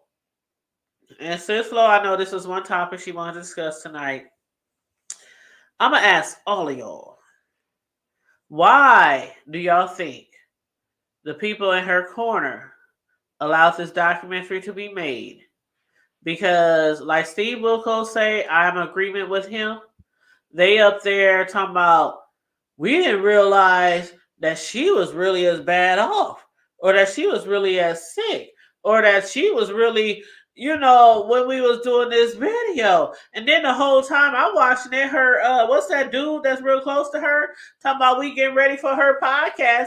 Y'all getting ready for her podcast, and she's sitting up there looking like she got, I mean, like, I don't even want to talk about her illness. I'm not going to do her. Their motive is money. Was not well at all. The scenes where her eyes was just bugging all the way out her head, and it looked like she had no personality, like she didn't even know where she was, like she was just lost in the sauce. And y'all talking about we get her ready for her podcast? It was money. It was all about money. Yeah, that same guy was a executive producer of that, so he got paid for that. And they're collecting money, and the family is exploiting the exploiters. And they're gonna pay for that too at the end of the day, especially if you take it from and now she's sick with the same illness that Bruce Willis has. Exactly. When she showed her feet, I damn near was in tears. Because I know Wendy Williams. Everybody who watched Wendy Williams know that Wendy Williams loved her some stilettos, child. Y'all know Wendy Williams loved her some stilettos. And when she picked her feet up and put her feet in the camera, I didn't even know what the what is it called? Lymphedema? Lymphedema, yeah. I didn't even know what that shit was. I started researching it after I saw her feet. And I was like, and then I guess there's a consecrator to be certain named Uppity who got the same type of shit. I really didn't even know.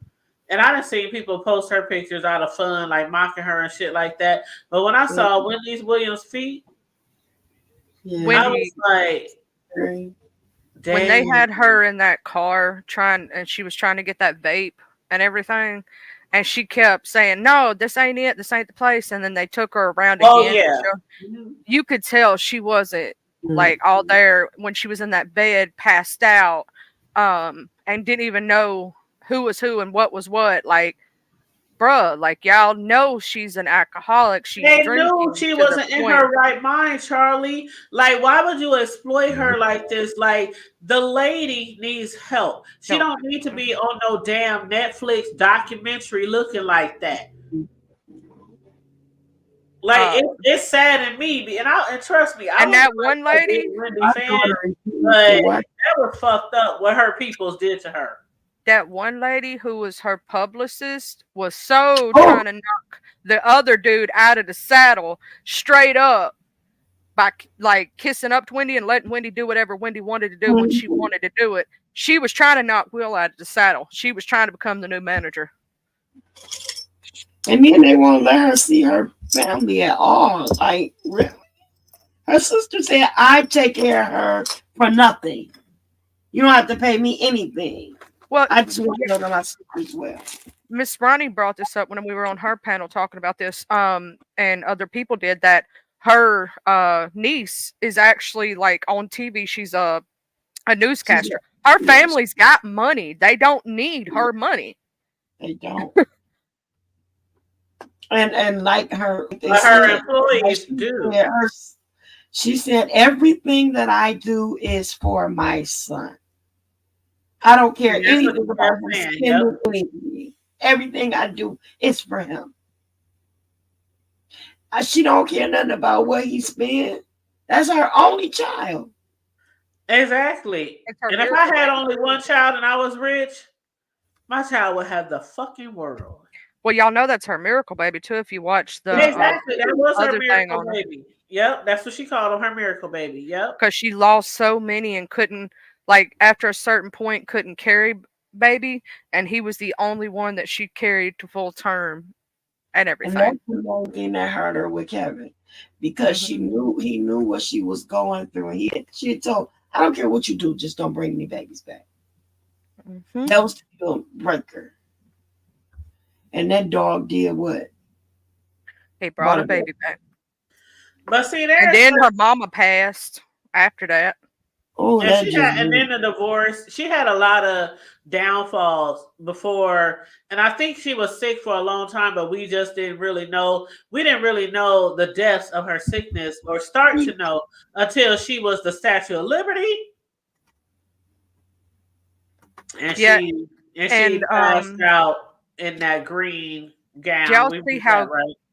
Did y'all see how good she looked though when she was with her son and her family? Like, she was doing so good. He had on her clean lifestyle, vegan eating. She wasn't drinking because he would give her like the non-alcoholic, so she thought she was still getting something. You know what I'm saying? He even told her assistant and you know the guy what is the guy's name who's doing the show with her? Who's there? Her friend. Will? Will, yeah, he was even telling, don't you let her drink, don't you get her no alcohol, don't you let, and you can't really, if somebody wants to get some drugs or alcohol, they gonna get it, right? Like Michael Jackson, like Whitney Houston, we could go on and on and on, right? If they want it, they gonna get it.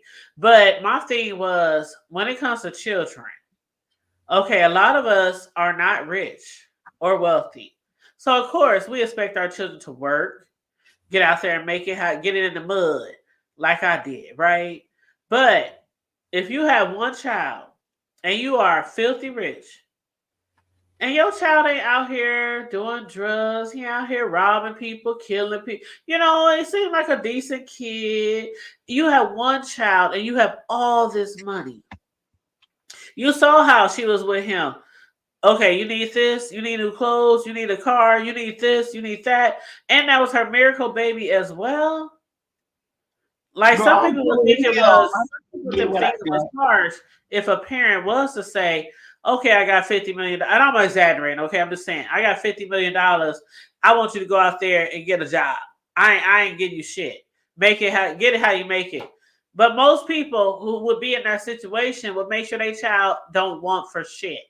But now they're trying to make like her son was trying to take all her money, when we even know from watching her over the years that she would do anything for her son. So I don't understand why the fact that they are trying to control her fucking money. This ain't no Britney shit, okay? Do not think that these are two of the same situations. Not y'all, but I'm just saying. This is not the Britney Spears situation when we talk about Wendy Williams. Go ahead.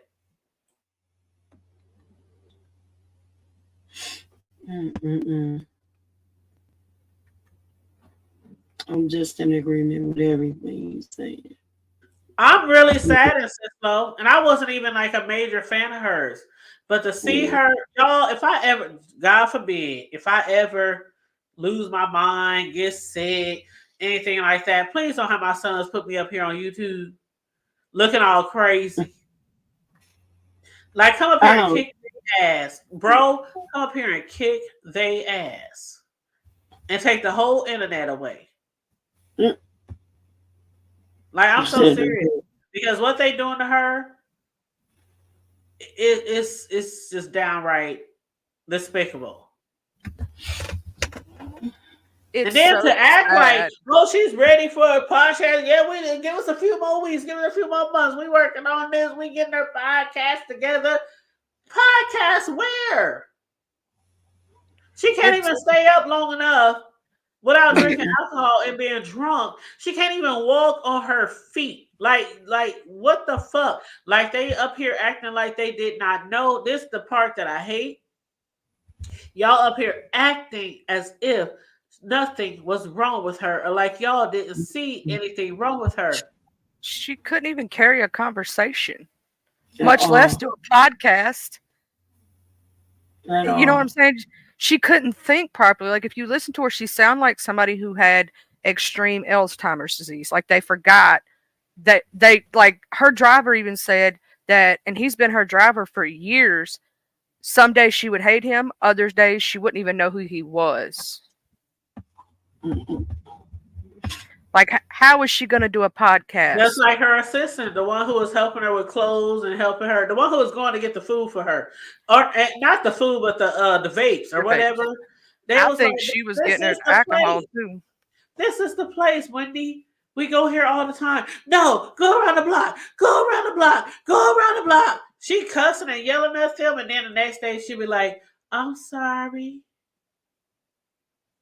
I'm gonna say this: they need to really get her away from all of those people and put her back with her family, or they're gonna see the harsher thing that I don't want to say out loud, and we're gonna see a headline: Wendy Williams isn't with us anymore.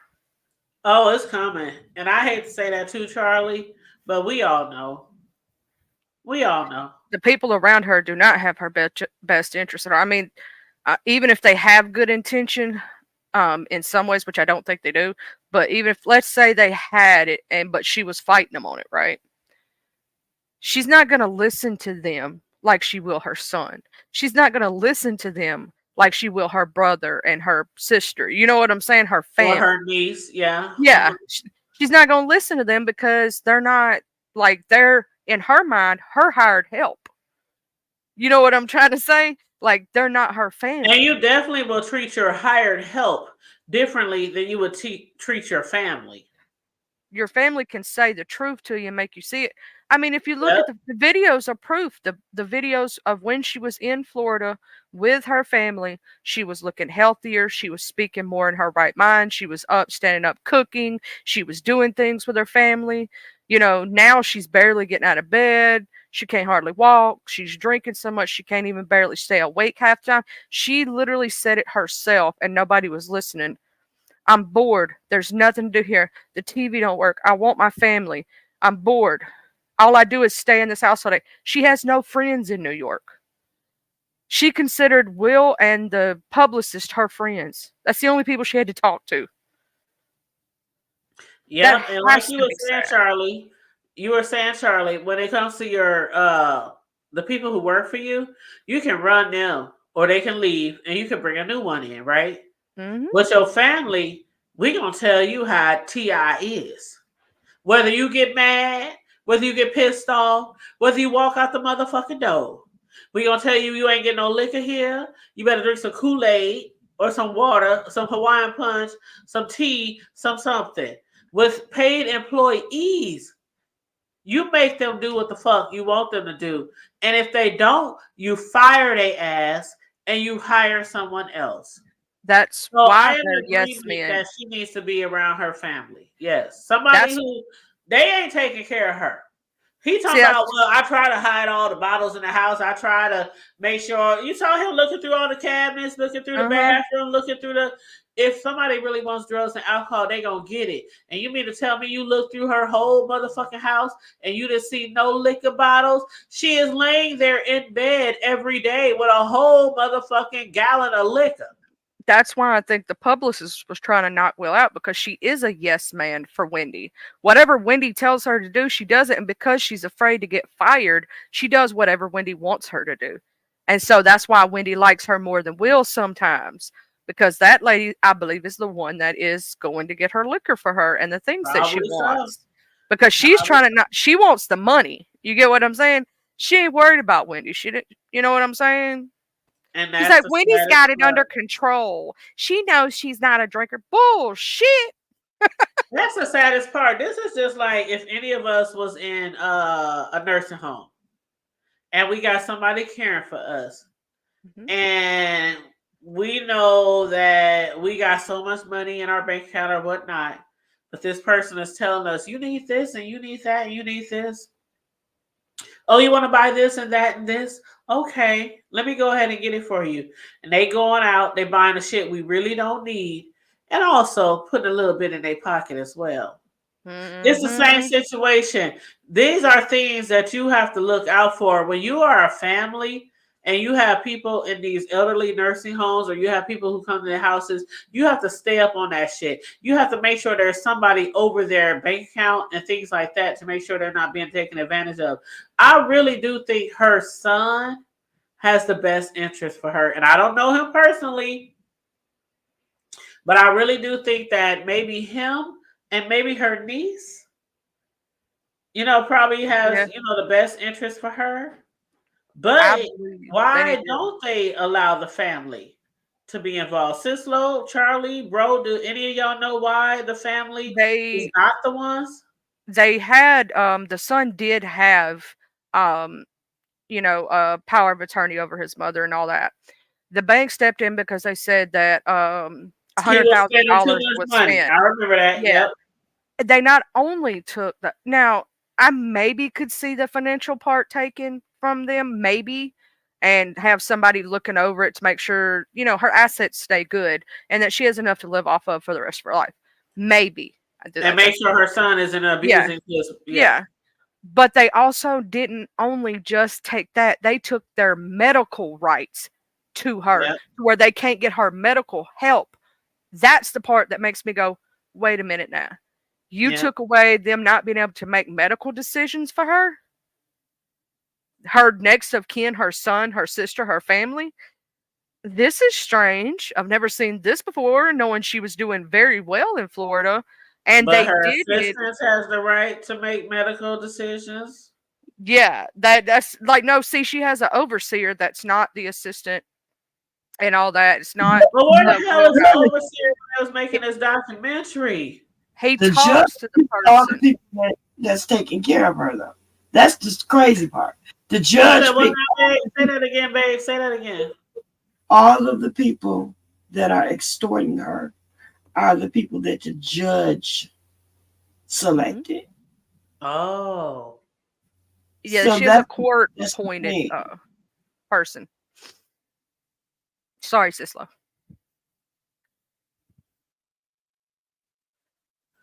Go ahead, Sislo. Oh no, that was it. That was all. Okay, I was making sure I didn't cut you off on that. But yeah, so she you is said Sislo, the judge appointed the guardian. overseer, and who else? Like, she has one guardian. At first, it was somebody that worked for the bank, and they said that was a conflict of interest. Now they have somebody else that they won't release the name to. Even the family doesn't even know this person. Oh One wow. that the one that's overseeing her care and the other one overseeing her finances. So if that person doesn't say she can have this, or this, then she don't get it. The other person So the make person who's over caring over, how do you say it? The person who's overseeing her overseeing her care. care. How do you think she keep getting all this liquor? Exactly, Yara.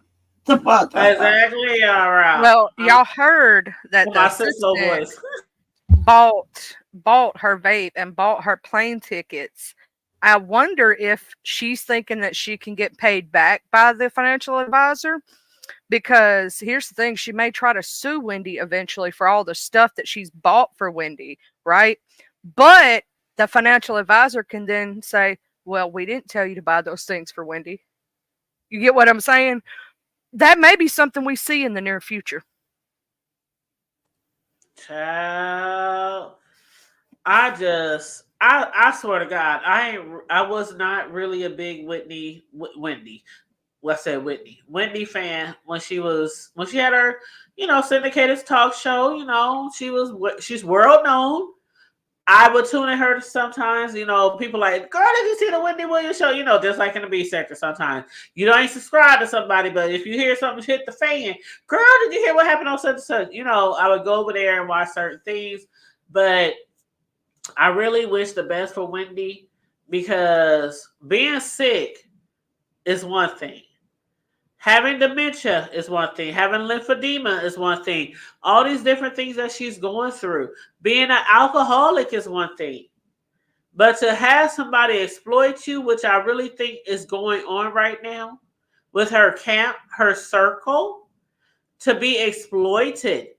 And they're exploited. How do you know they're exploiting her? Because every single person in this goddamn documentary, I didn't know that she was this sick. I didn't know she was that bad off. Like, look at her foots. Just look at her foots. She can't even barely walk. She's wearing what kind of boots? It's 100 degrees outside and she's wearing some motherfucking Uggs or some motherfucking boots that gotta be like full of fur and all kind of shit, because her feet, just to look at her feet, just make me feel pain. Why don't they have her seeing a podiatrist for that? I don't know what's going on. Like, we ain't seen her have one appointment with a podiatrist. We ain't seen her I think we seen her talk to like a therapist, right? Yeah. Other than that, we ain't seen no doctor's appointments. We ain't seen no podiatrist. We ain't seen She got shit that like Graves' that. disease too. So she's Right, got a thyroid issue. So why we ain't seen no doctor visits? Why we ain't seen no doctors coming to see her? But we got her out here at a motherfucking vape, up here telling motherfuckers they ain't at the right spot. She got people over here fighting her over liquor. We got, all these. They put her in one of those facilities recently, and they're supposed to be selling her apartment and buying a new one, but that is yet to come to pass.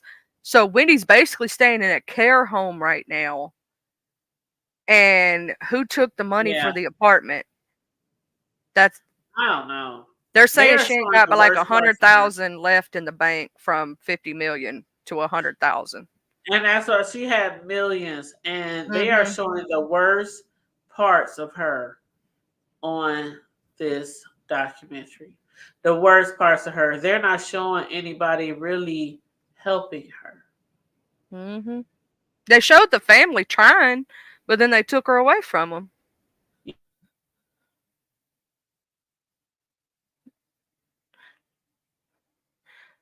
Like, why would you take her away from the only people that are going to be there for her and care for her? That just don't make no sense to me. I'm sorry, but I had to intervene with this one. But if I go from $50 million per se, and y'all talking about that, my loved one only got 100,000 after that, no, it's about to be some cold cases. Sorry. I don't blame you, bro. It'd be the same way with me. There's nowhere in the world I'm going to let you steal $50 million from a loved one and leave them with her. I don't care who you are. I don't care how powerful you think that you are. That, trust me. There's not a law in this land that will save your ass from becoming a skeleton. Nope. Because It's you're not gonna steal from somebody. I mean, I don't care what it is. I mean, you know, if they even I don't even believe that people that are mortal enemies would do something to their opposition that's bad. Like to me, that is something like a personal. That's like a personal vendetta to destroy someone's life into a point to where they're like starting from scratch. Just like their monthly habits. That's all you left them with is like a month to live on. That might cost that woman that might be her monthly, you know, what she have to survive on. Now her apartment that they're trying to sell right now, it's a 2-story in the middle of New York. That apartment will go for millions of dollars. Exactly. Possibly in the billions, because depending on exactly where it's located. My fiance's house in Long Island went for $400,000, and that house down here in Mississippi wouldn't have been but 200 and something. You know what I'm saying? But up there, it goes for a lot more. Like they can go for his mom and dad's house, it could go for almost $1 million. It's about space. They don't have space up like you have. And when it's in those good neighborhoods and the fancy places and stuff like that, they got apartments for rent that are like a bathroom in your kitchen and everything's like so compacted it's like a closet. $1,000 a month for rent. So imagine what that's gonna sell for. But where's the money though? You know what I'm saying? Who got the money is what I want to know. Y'all know where the money is at. It's the ones that's around her. I think some family involved too, but still, even family, I don't give a damn. You're not gonna steal no $50 million and then think that you're just gonna make a documentary about it and exploit my loved one. It ain't nothing going down. Nope.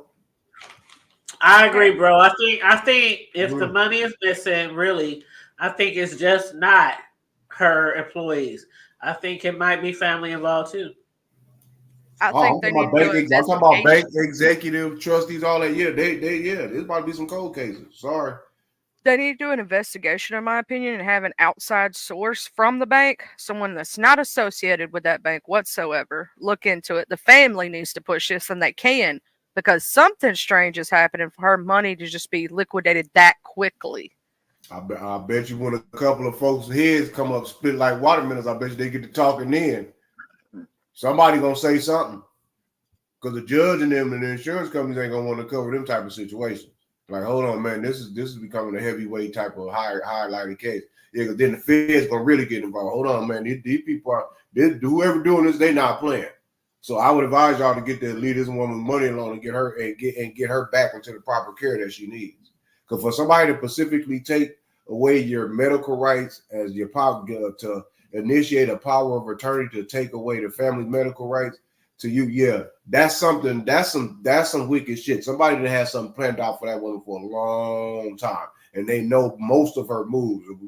I guarantee you, it's somebody that's very, very close to her. I can point my finger to it. Don't know exactly who it is, but I bet you, and one of the family members is involved in it on as well.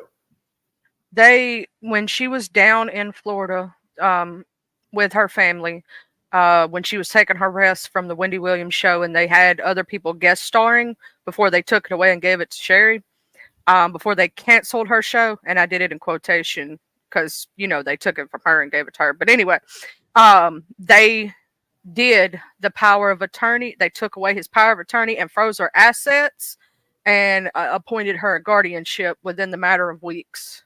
She had to fly back to New York from Florida because she was ordered to. So and the bank themselves is the one that took over. Yeah. Wells Fargo.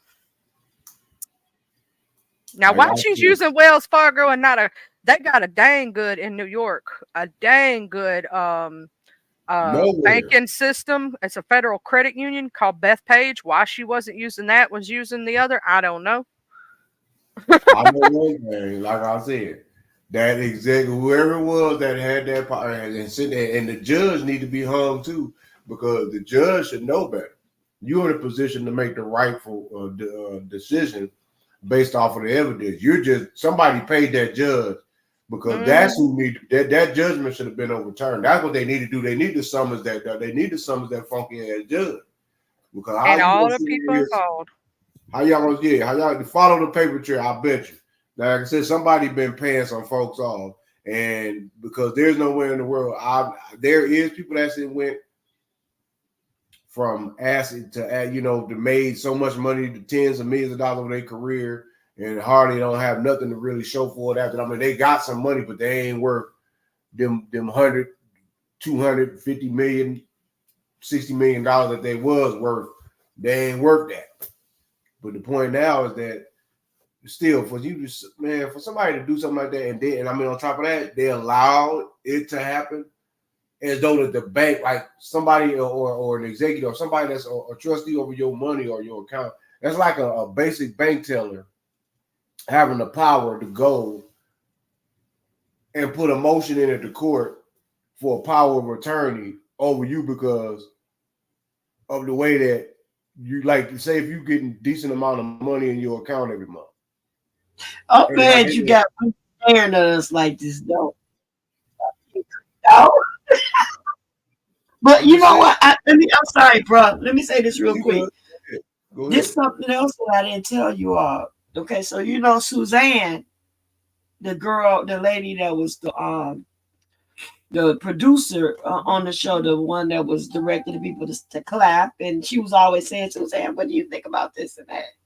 You know, her husband killed himself after it came up that some money had been missing from the Wendy Williams show that was unaccounted for. And it was like monthly rent money and a bunch of stuff like that was missing. It was unaccounted for. And his name was mentioned in an investigation. And he killed himself about 2 weeks ago.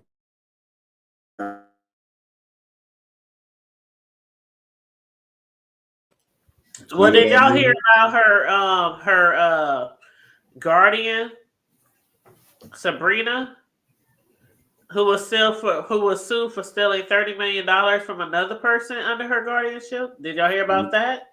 See what I'm saying? Like I said, this guardianship lady or whoever they are, they would not be no longer. They ain't gonna have, you're not gonna steal that kind of and think you're gonna catch a Bernie Madoff treatment. That's what you're gonna get, but you ain't about to get away with it. Yeah, she has a guardian. Well, one of her guardians, her name is Sabrina Morrissey. She is being sued for stealing $30 million from another person under her guardianship. They said Wendy Williams' court-ordered guardian was named in a $30 million lawsuit that alleged that she was scamming another client, as she was also controlled the Wendy Williams show's host finances. They said Sabrina Morrissey and her firm, Morrissey & Morrissey LLP, as well as about 10 other lawyers, was named as defendants in the lawsuit.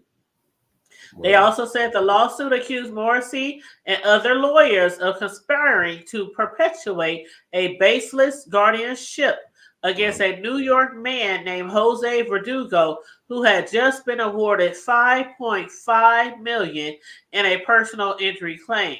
Attorney Michael Flomahalf of the Flomahalf Law Firm rep Verdugo after he was hurt in a construction accident, sustaining injuries to his head and his back. The lawsuit was filed in November 22, and in August 2023, Verdugo's lawyers told the court that they had discontinued the above entitled action without prejudice and without cost to either party as against the other. Flomahalf is allowed to refile the charges, make changes to the claim, or move the case to a different court at a later date, as long as the time frame falls within the statute of limitations. Flomahalf alleged that Verdugo was contacted by a former associate, Herbert Rodriguez back in 2009, and court documents allege that Rodriguez told Vertigo that Flomahav had mishandled the case and that his case could not be finalized unless Vertigo consented to an MHL Article 81 guardianship that Vertigo did not want or need. Basically. So this lady who represents Morrissey and Morrissey LLP, it was two guardians that was appointed: Rocio Paterno, represented by Morrissey, and Vertigo's wife Maria from 2010 to 2015. And Pertimel is accused Morrissey of pilfering funds from Vertigo in a separate lawsuit. The lawsuit claimed that Rodriguez and his firm initially partnered and conspired with Sabrina Morrissey, the same one who was over Wendy Williams, to impose on Vertigo and MHL, which is a mental hygiene law, Article 81 guardianship. So basically what that's saying is this white lady who works for Morrissey, she was charged, or basically there's an investigation on her for pilfering money through another client. And she was also at the same exact time over Wendy Williams' estate. Ain't that crazy? And ain't nobody once again, and ain't nobody made no motion to go and overturn the judge's order. And the judge should be subpoenaed, because actually a judge can be held accountable too. Yes, you sure can. There's a certain form that you can fill out. Yeah, to have that case switched to it for a third party appeal or appeal. Yeah, appellations courts appeal. Yeah, somebody she stole $30 million, y'all. Yeah, she stole that lady. Yeah, 30 she would be unalive. million. I'm sorry, she would be unalive. There's That's no way a lot of money, y'all. $30 million from another person under her guardianship, and that was at the same time that she was guardian over Wendy Williams. Like I said, the judge and this woman, it would be. I guess, but that's where it's gonna go down. No, ma'am. You get away with 30 with one, and you and the judge is in cahoots too. It'll be and that was their whole LLC. That was the whole company. I'm sure she didn't take that $30 million by herself. It probably was a conspiracy. The whole company. Oh yeah, everybody was involved with that. Follow the money. I guarantee everybody got paid. Follow the money. Everybody got paid. So we don't know for sure if the conspirators of this money thing or money stealing or guardianship it's just from people who are family related or from people who are just hired to be. But we'll find out soon. And I really do hope Wendy Williams doesn't succumb her illnesses anytime soon. I really, really don't, because excuse me, with everything that's going on with her, with the divorce, with her husband marrying his mistress, with all these people mishandling her money, stealing from her and everything like that, this has to take a toll on somebody who's already has addictions, right? That's childish as hell. You're already addicted to drugs. You're already addicted to alcohol. And then all this shit is going on and you can't see your family. Like one thing she kept saying in her documentary, I just want to see my son. I want to be with my family. I want to leave my legacy to my son. All this money I make is for my son. She's literally telling them, this is for my son. No, it don't matter. They're gonna leave your son with nothing. Your son they basically say your son will have to start from the trenches. You ain't gonna have no money because your funeral gonna cost about $100,000. So we ain't gonna leave with nothing. If they keep pilfering through her shit, all these other people, she ain't gonna have nothing to leave her son. Exactly. That's why I say there's nowhere in the world. I'm not. Me as a man, I can't sit around and watch nobody. I don't care if it's family or not, or court or not. Just somebody's gonna pay the troll his toll. Simple and plain. You're not gonna steal and literally pilferate and court order my ass. I bet you, like I said, I bet you when you get some folks get some soup diets and some shit bags. I bet you start talking in. I bet you some money will start uncoughing, and I bet you some cases start getting overturned. I bet you. Don't forget some shit bags. I guarantee you, because ain't nobody want no suit guys and shit bags. I'm telling you that. No, that's not. Yeah, because you intentionally destroy somebody. Like what gives you a right to try to destroy somebody's life and scan other people out of stuff, and that there's just no repercussions and consequences? Man, there's people out here that will literally take your life over a simple goddamn dice game, $5, $10 miss roll, $20, but you're stealing millions and you're getting away with it. Nah, bro. No. Mm-mm. Well, child, any last thing you want to say about this, sis, Lord Charlie? That's sad. That's really, really sad, The man. whole situation is sad to watch somebody right in front of your eyes go from, a boisterous person, like a powerhouse to literally what she is now is just sad to see, and to see the family fighting, having to fight about her health, having to fight about all this, and then institutions taking over her money, and she can't even like go buy a piece of candy at the store without asking somebody if she can. You know what I'm saying? I can Yeah, kind of understand it a little bit to like in some sense, but at the same time, I'm like, you know what I mean?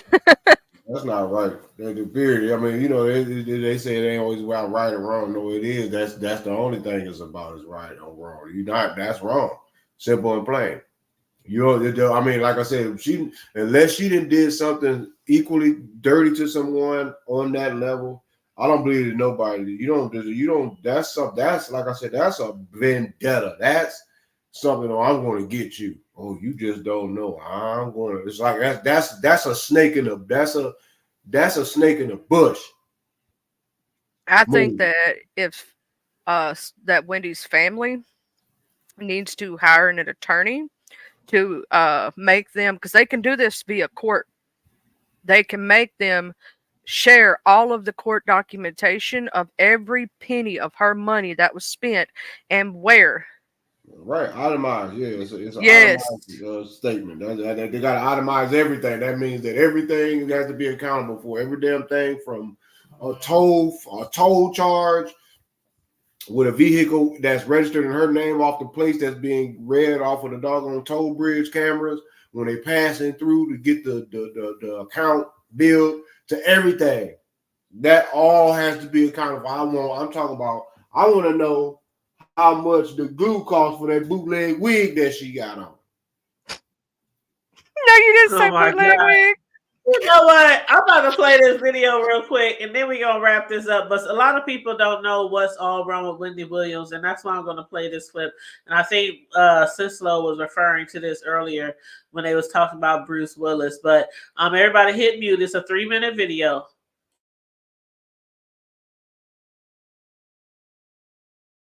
Williams' team says she has been diagnosed with primary progressive aphasia and frontotemporal dementia. These are conditions associated with changes in behavior, communication, and personality. Now, if this sounds familiar, it may be because back in 2022, actor Bruce Willis was diagnosed with aphasia, which has progressed to frontotemporal dementia. The announcement comes just days before the premiere of a Lifetime documentary about Williams' physical and mental health that is set to air this weekend. For more on this, we want to bring in Dr. Romy Mushtak. She's the neurologist and chief wellness officer at Great Wolf Resorts. Dr. Mushtak, thanks for being with us. She's also the author of the book, The Busy Brain Cure, the 8-week plan to find focus, tame anxiety, and sleep again. Dr. Mushtak, let's talk first about just this condition in general. What are some of the symptoms? And, Wendy is only 59 years old. Bruce Willis was young as well. Is there a typical age of diagnosis? Vicki, good morning, and my heartfelt condolences out to Wendy, her loved ones, and all of her fans. Frontotemporal dementia is a form of dementia that typically happens at a younger age. Average age of diagnosis is around 45 to 65, and it's an actual group of different types of dementia. One type can affect personality, and the type that they're saying Wendy has can affect speech, known as frontotemporal dementia with primary progressive aphasia. Right there, you can see it can affect both the frontal lobe of the brain right at the front behind your forehead and the temporal lobe behind the ears, as we're seeing on the brain scans here. Dr. Mushtak, how is this disease typically diagnosed and how does it progress? Yeah. It's not an easy diagnosis and it can take time. Sometimes the first symptoms are behavioral changes or difficulty speaking. So it's a careful clinical history. In some, there may be a family history. It is not clear with Wendy, and a genetic variant as well. How it's diagnosed is by a neurologist specializing in memory with a careful physical exam, as well as an MRI of the brain and additional type of imaging known as SPECT imaging that can show how glucose and other tracers are taken up in the frontal and temporal regions of the brain. So it often can take a long time to diagnose and can be a diagnosis of exclusion, which is not easy. And doctor, what happens next? How is this treated? How does someone like Wendy move forward? Sadly, Vicki, there is no actual cure for frontotemporal dementia or primary progressive aphasia. Supportive care is what's needed. It's very common to have behavioral outbursts or mood, and there are psychiatric medications for that. Speech pathology and language pathology can help with, prolonging the ability to use language. But the most important thing is that skilled nursing care is given to caregivers, because it can be very difficult to watch a loved one so young suffer. Yeah, our best thoughts are with Wendy, her family, and her caregivers. Dr. Romy Mushtak, thank you so much for your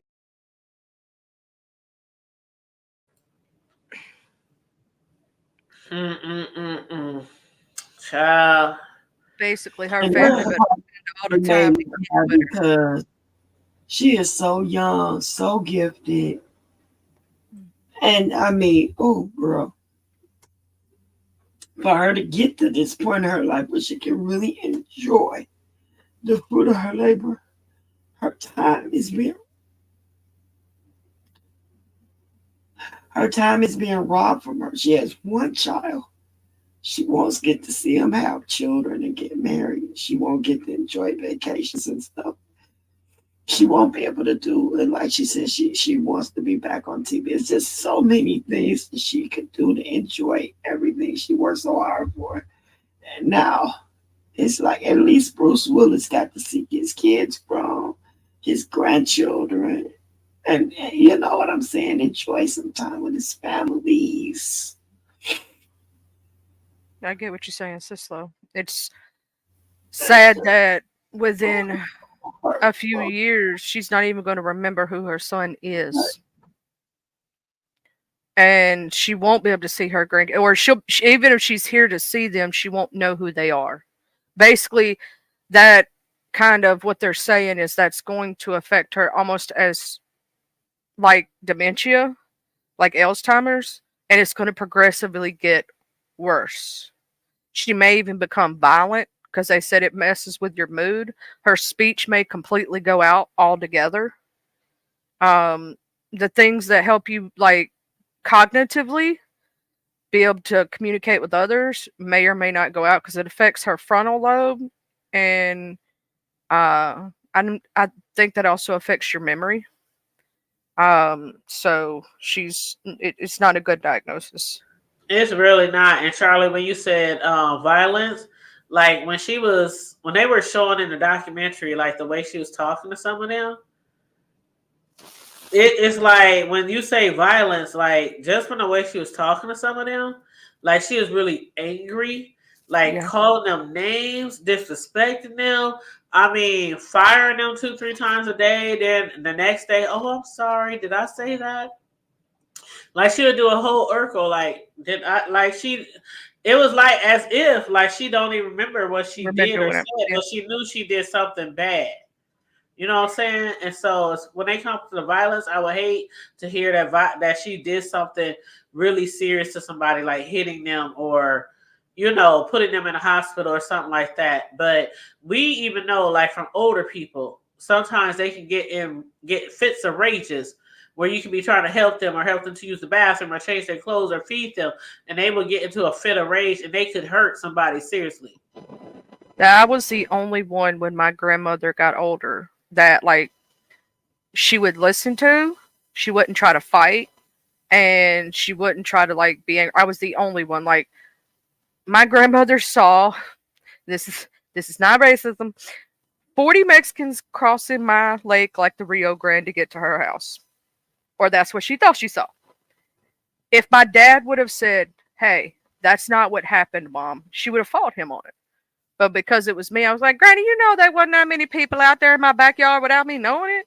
She was like, "Yeah, you're right." She said my son was playing in her front yard by himself. My son would never have done that at the age that she was claiming that, first off. And I was like, "Granny, you know I would have been out here with him." I was like, "You know that one." I was the only one that could talk sense into her. So right now with her, I believe in my heart of hearts, the only person that'll be able to get through to Wendy when she has those problems probably would be her son. Her son. Yep.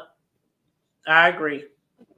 Because she's going to fight anybody else. But the person you love the most, you won't fight as much. Like my grandmother had her moments, and hers was alcohol induced, like Wendy's. And when she would drink too much, that's why I'm the one that got her away from the alcohol. I'm the only one that could. You know what I'm saying?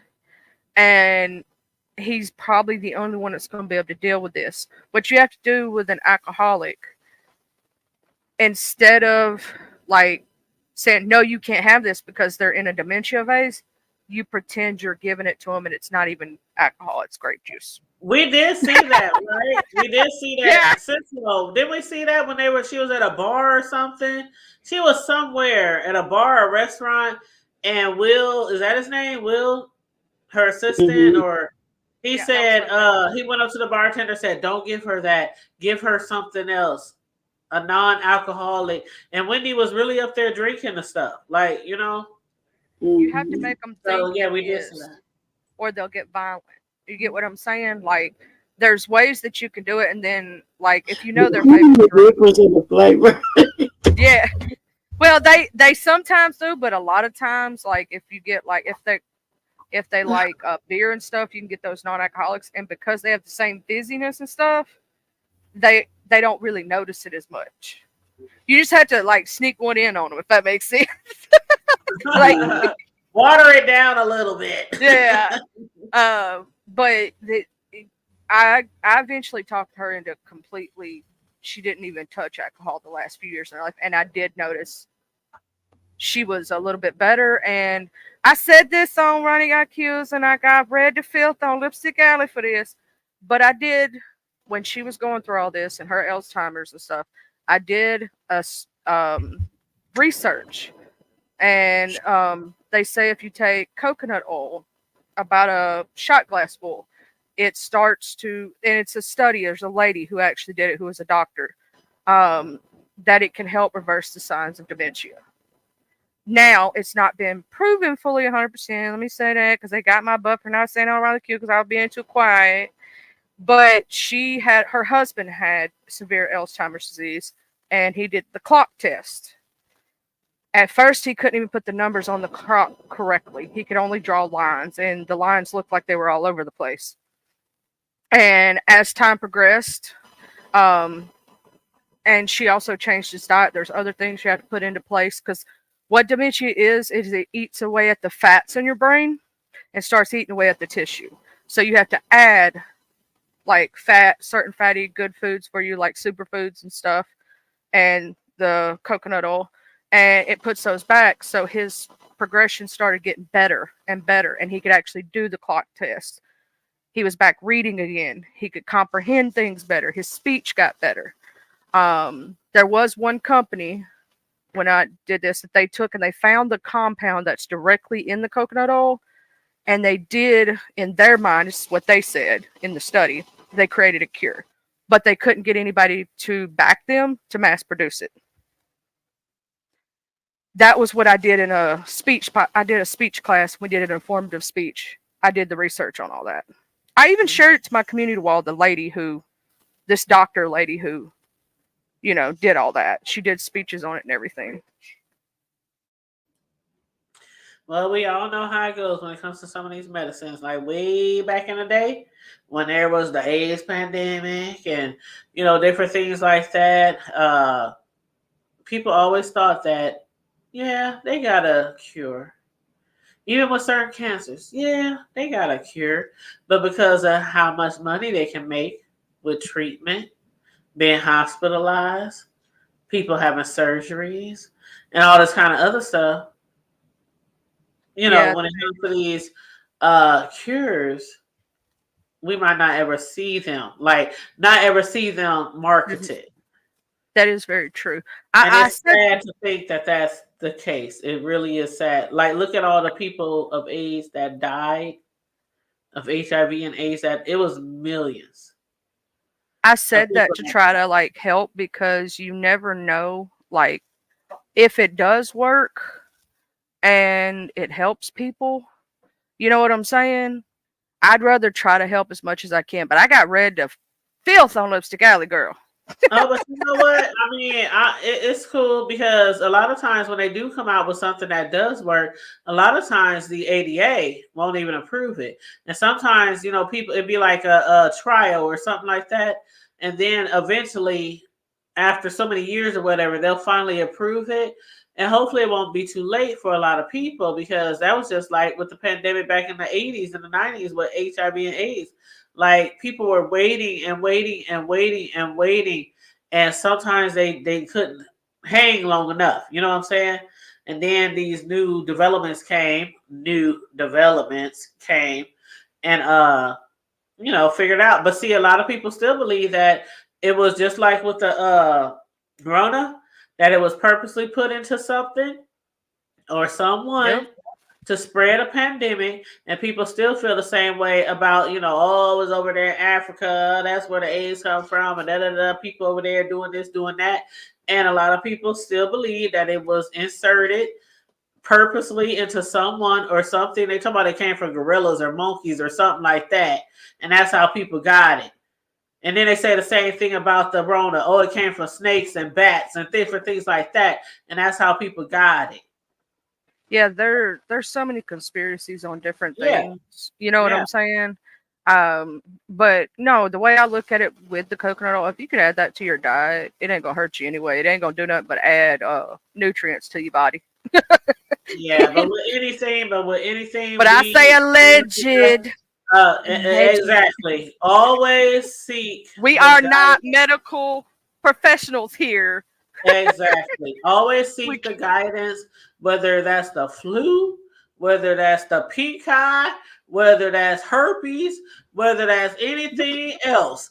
Always seek the guidance of your personal medical provider and get consultation from your personal medical provider. We are and not on that note, is there any last minute words, either Nature Boy or Wendy Williams? Because we almost at our 3-hour mark. Hopefully they'll make Nature Boy wipe his butt and wash his ass in prison. If we have a butt left after Girl, listen. But no, I was actually about to say I'm gonna get off of here. My allergies are tearing me up. I know you couldn't hear it. So am I. You can't hear me over here all nasally. Oh my God, girl, my eye is so red. It feels like, I don't know, like something is in them, and they are so red and itchy. So you need to get you an allergy pill, sis.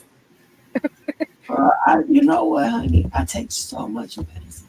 I don't want to add not one more thing. I get it. I'm just tired, man. But my eyes, you can't see. But I still love you though, and you still cute though. Girl, bye. Let me see. Hold on. See, all right. Red eyes and all, you still pretty. Girl, but you can see all this gray hair. I love you. Look at all this gray hair popped up. Girl, that's knowledge. Nowhere, That's girl. wisdom, Oh my wisdom, God. girl, wisdom. Well, I'm wise as hell to be so dumb. You hear me? But no, I'm gonna let y'all go. I love you on purpose. Love you too. About it. Have a good night, sis love. I love y'all. It was so fun hanging out with y'all again. I know we have another Friday Night Live, no topics off limit in a long time. Hey, we're gonna have to postpone the talent show. We were supposed to do the talent show. Oh yeah, you need to hit us up on that and give us the details because y'all I'm so into that talent show, baby. Yeah, we got. I just want to be a judge. I want to be a judge. Yeah, so we're gonna Knowing do you can that. sing like you can the hood No, table. I want to be a judge. I want to be a judge. I want to be. I want to We be a need a judge. Simon Cowell. We need a See, hey, bro I'm could the be Paula Simon Cowell. Abdul. No, bro could be Simon Cowell. come in. We gotta get it up. Can I be Paula? No. Charlie said she want to be Paula. No, Charlie, you gonna be in the contest. That's And true. we That's will true. give our monetary gifts. Okay, will be I'll be J Hood. I'll be J Hood. What in the world? I'll be J Hood. It's my ex. Soon to be ex. No, wait a minute. My ex soon to be. How did I say that? We need at least 3 judges. At You least. see who's in the comments? Who? Oh my God! Is that Curtis? Oh my God! He said, "Greeting from the abyss." Where have you been? I miss you, Curtis. But I miss you Oh in my the gosh! Where have you been? I hope all is well. I hope all is well. Oh my God! He ain't been on here since like what? 2020, 2022. 20, Yeah. 2019? Before the Rona? It was like 20. Okay, I'm dragging it. Yeah, it's been a long time. Okay, I'm dragging it, Curtis. I know I'm dragging it. You've been here way after the Rona, but it's been And so Curtis, long. you missed it because I was in Omaha and you wasn't nowhere around. Well, hey, Curtis, what's up? What's up? How you doing? Everybody was quiet because wasn't nobody going along that long with me. He said whatever.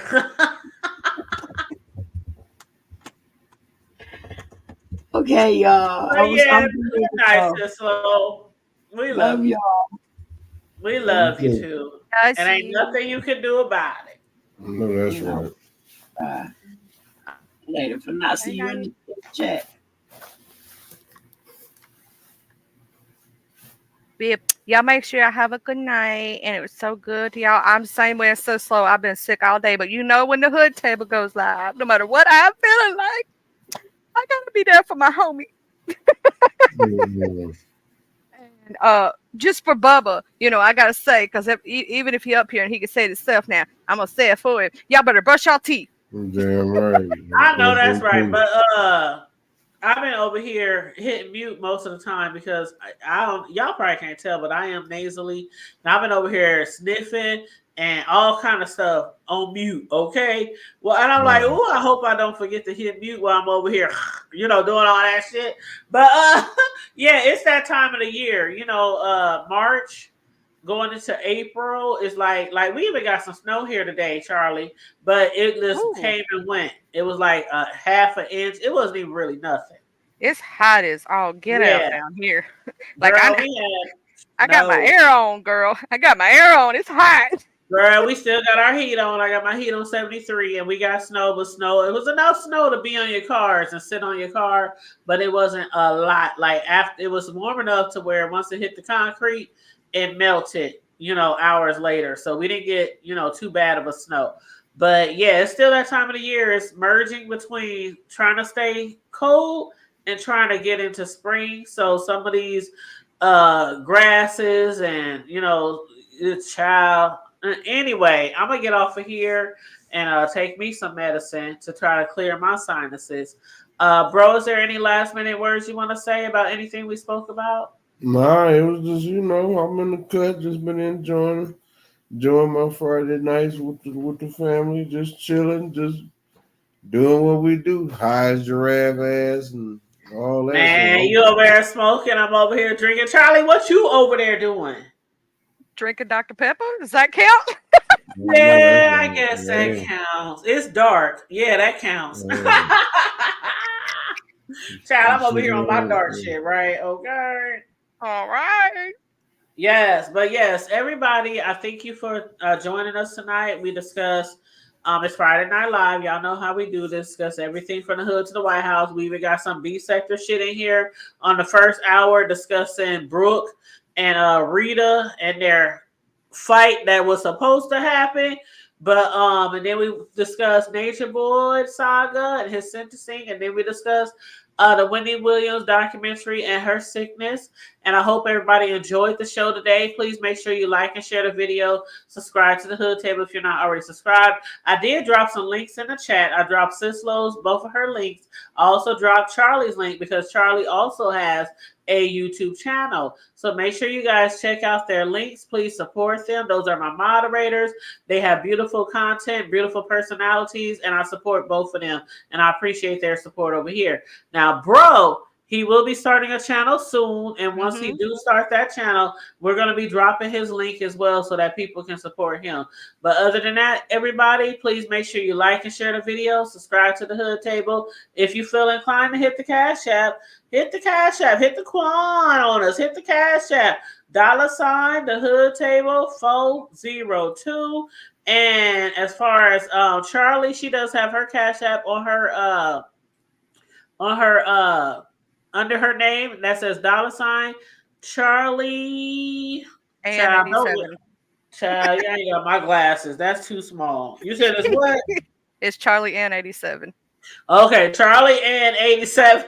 Because I'm up here looking for my glasses. Like, ooh, that's small print. I be forgetting that you can make your name and then you can also put like a subtitle underneath your name on here on StreamYard. But girl, did you see the new YouTube got it now where you can click on somebody's name in your chat while you're on live on YouTube, or click on an old video and click on the 3 dots by somebody's name that was in your chat, and you can see the history of everything they ever said. Go to channel activity. In your chat. Child, I just found out about that. And if they are mod, you can see like who they timed out, who they blocked, all that stuff. I didn't know you could do that on the mods, but because that's what they were saying on Nika's channel. That's what Yaya was saying. Well, that's a good thing because you need to know, like, as a moderator though, I can see when someone else gets timed out, who does it, and all that other stuff. Oh yeah, and some people really be anal about that. Like I was watching Ness earlier. Was it Ness? I think it was Ness, and she got really upset because somebody had timed somebody out or blocked them, and she was like, "We don't block people over petty bullshit. If they ain't like talking about me or offending me, you know what I'm saying? Like everybody knows in the chat that's where it be at. People talk shit in the chats." But that's how I am. If it ain't really something that's offending me or being really malicious or maybe doxing or talking about kids, it gotta be something really malicious, something way up there for people to block in my chat or timeout. Other than that, just let people talk. You know what I'm saying? Yeah, that's the way it is with everywhere I mod for. I don't time out. Oh shoot! Hold up, Charlie. I accidentally, okay. I tried to make you small again, and I accidentally took you off. My bad. Go ahead. I only take people out of chats if they're doxing. Anybody, I don't care who it is. If you dox somebody, you got to go because that's against guidelines and can get my channel holders, channel taken. I ain't letting that happen.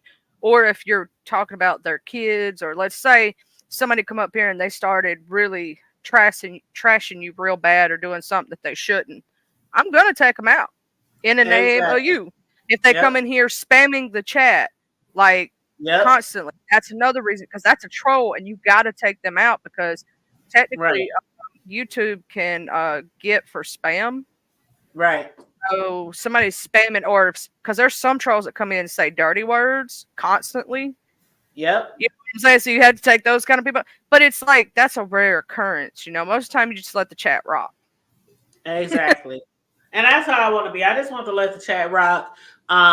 Most people who are moderators in my chat, I've been knowing them for a long time. I don't have a whole lot of moderators, but the ones I do have, I trust them, and I believe that they will, block or time out people when it's really necessary. But yeah, I understand where some content creators going, because sometimes somebody might say some shit and you be like, oh shoot, I'm blocking you. But that might be a heavy supporter behind the scenes to you that also can't content do it, creator.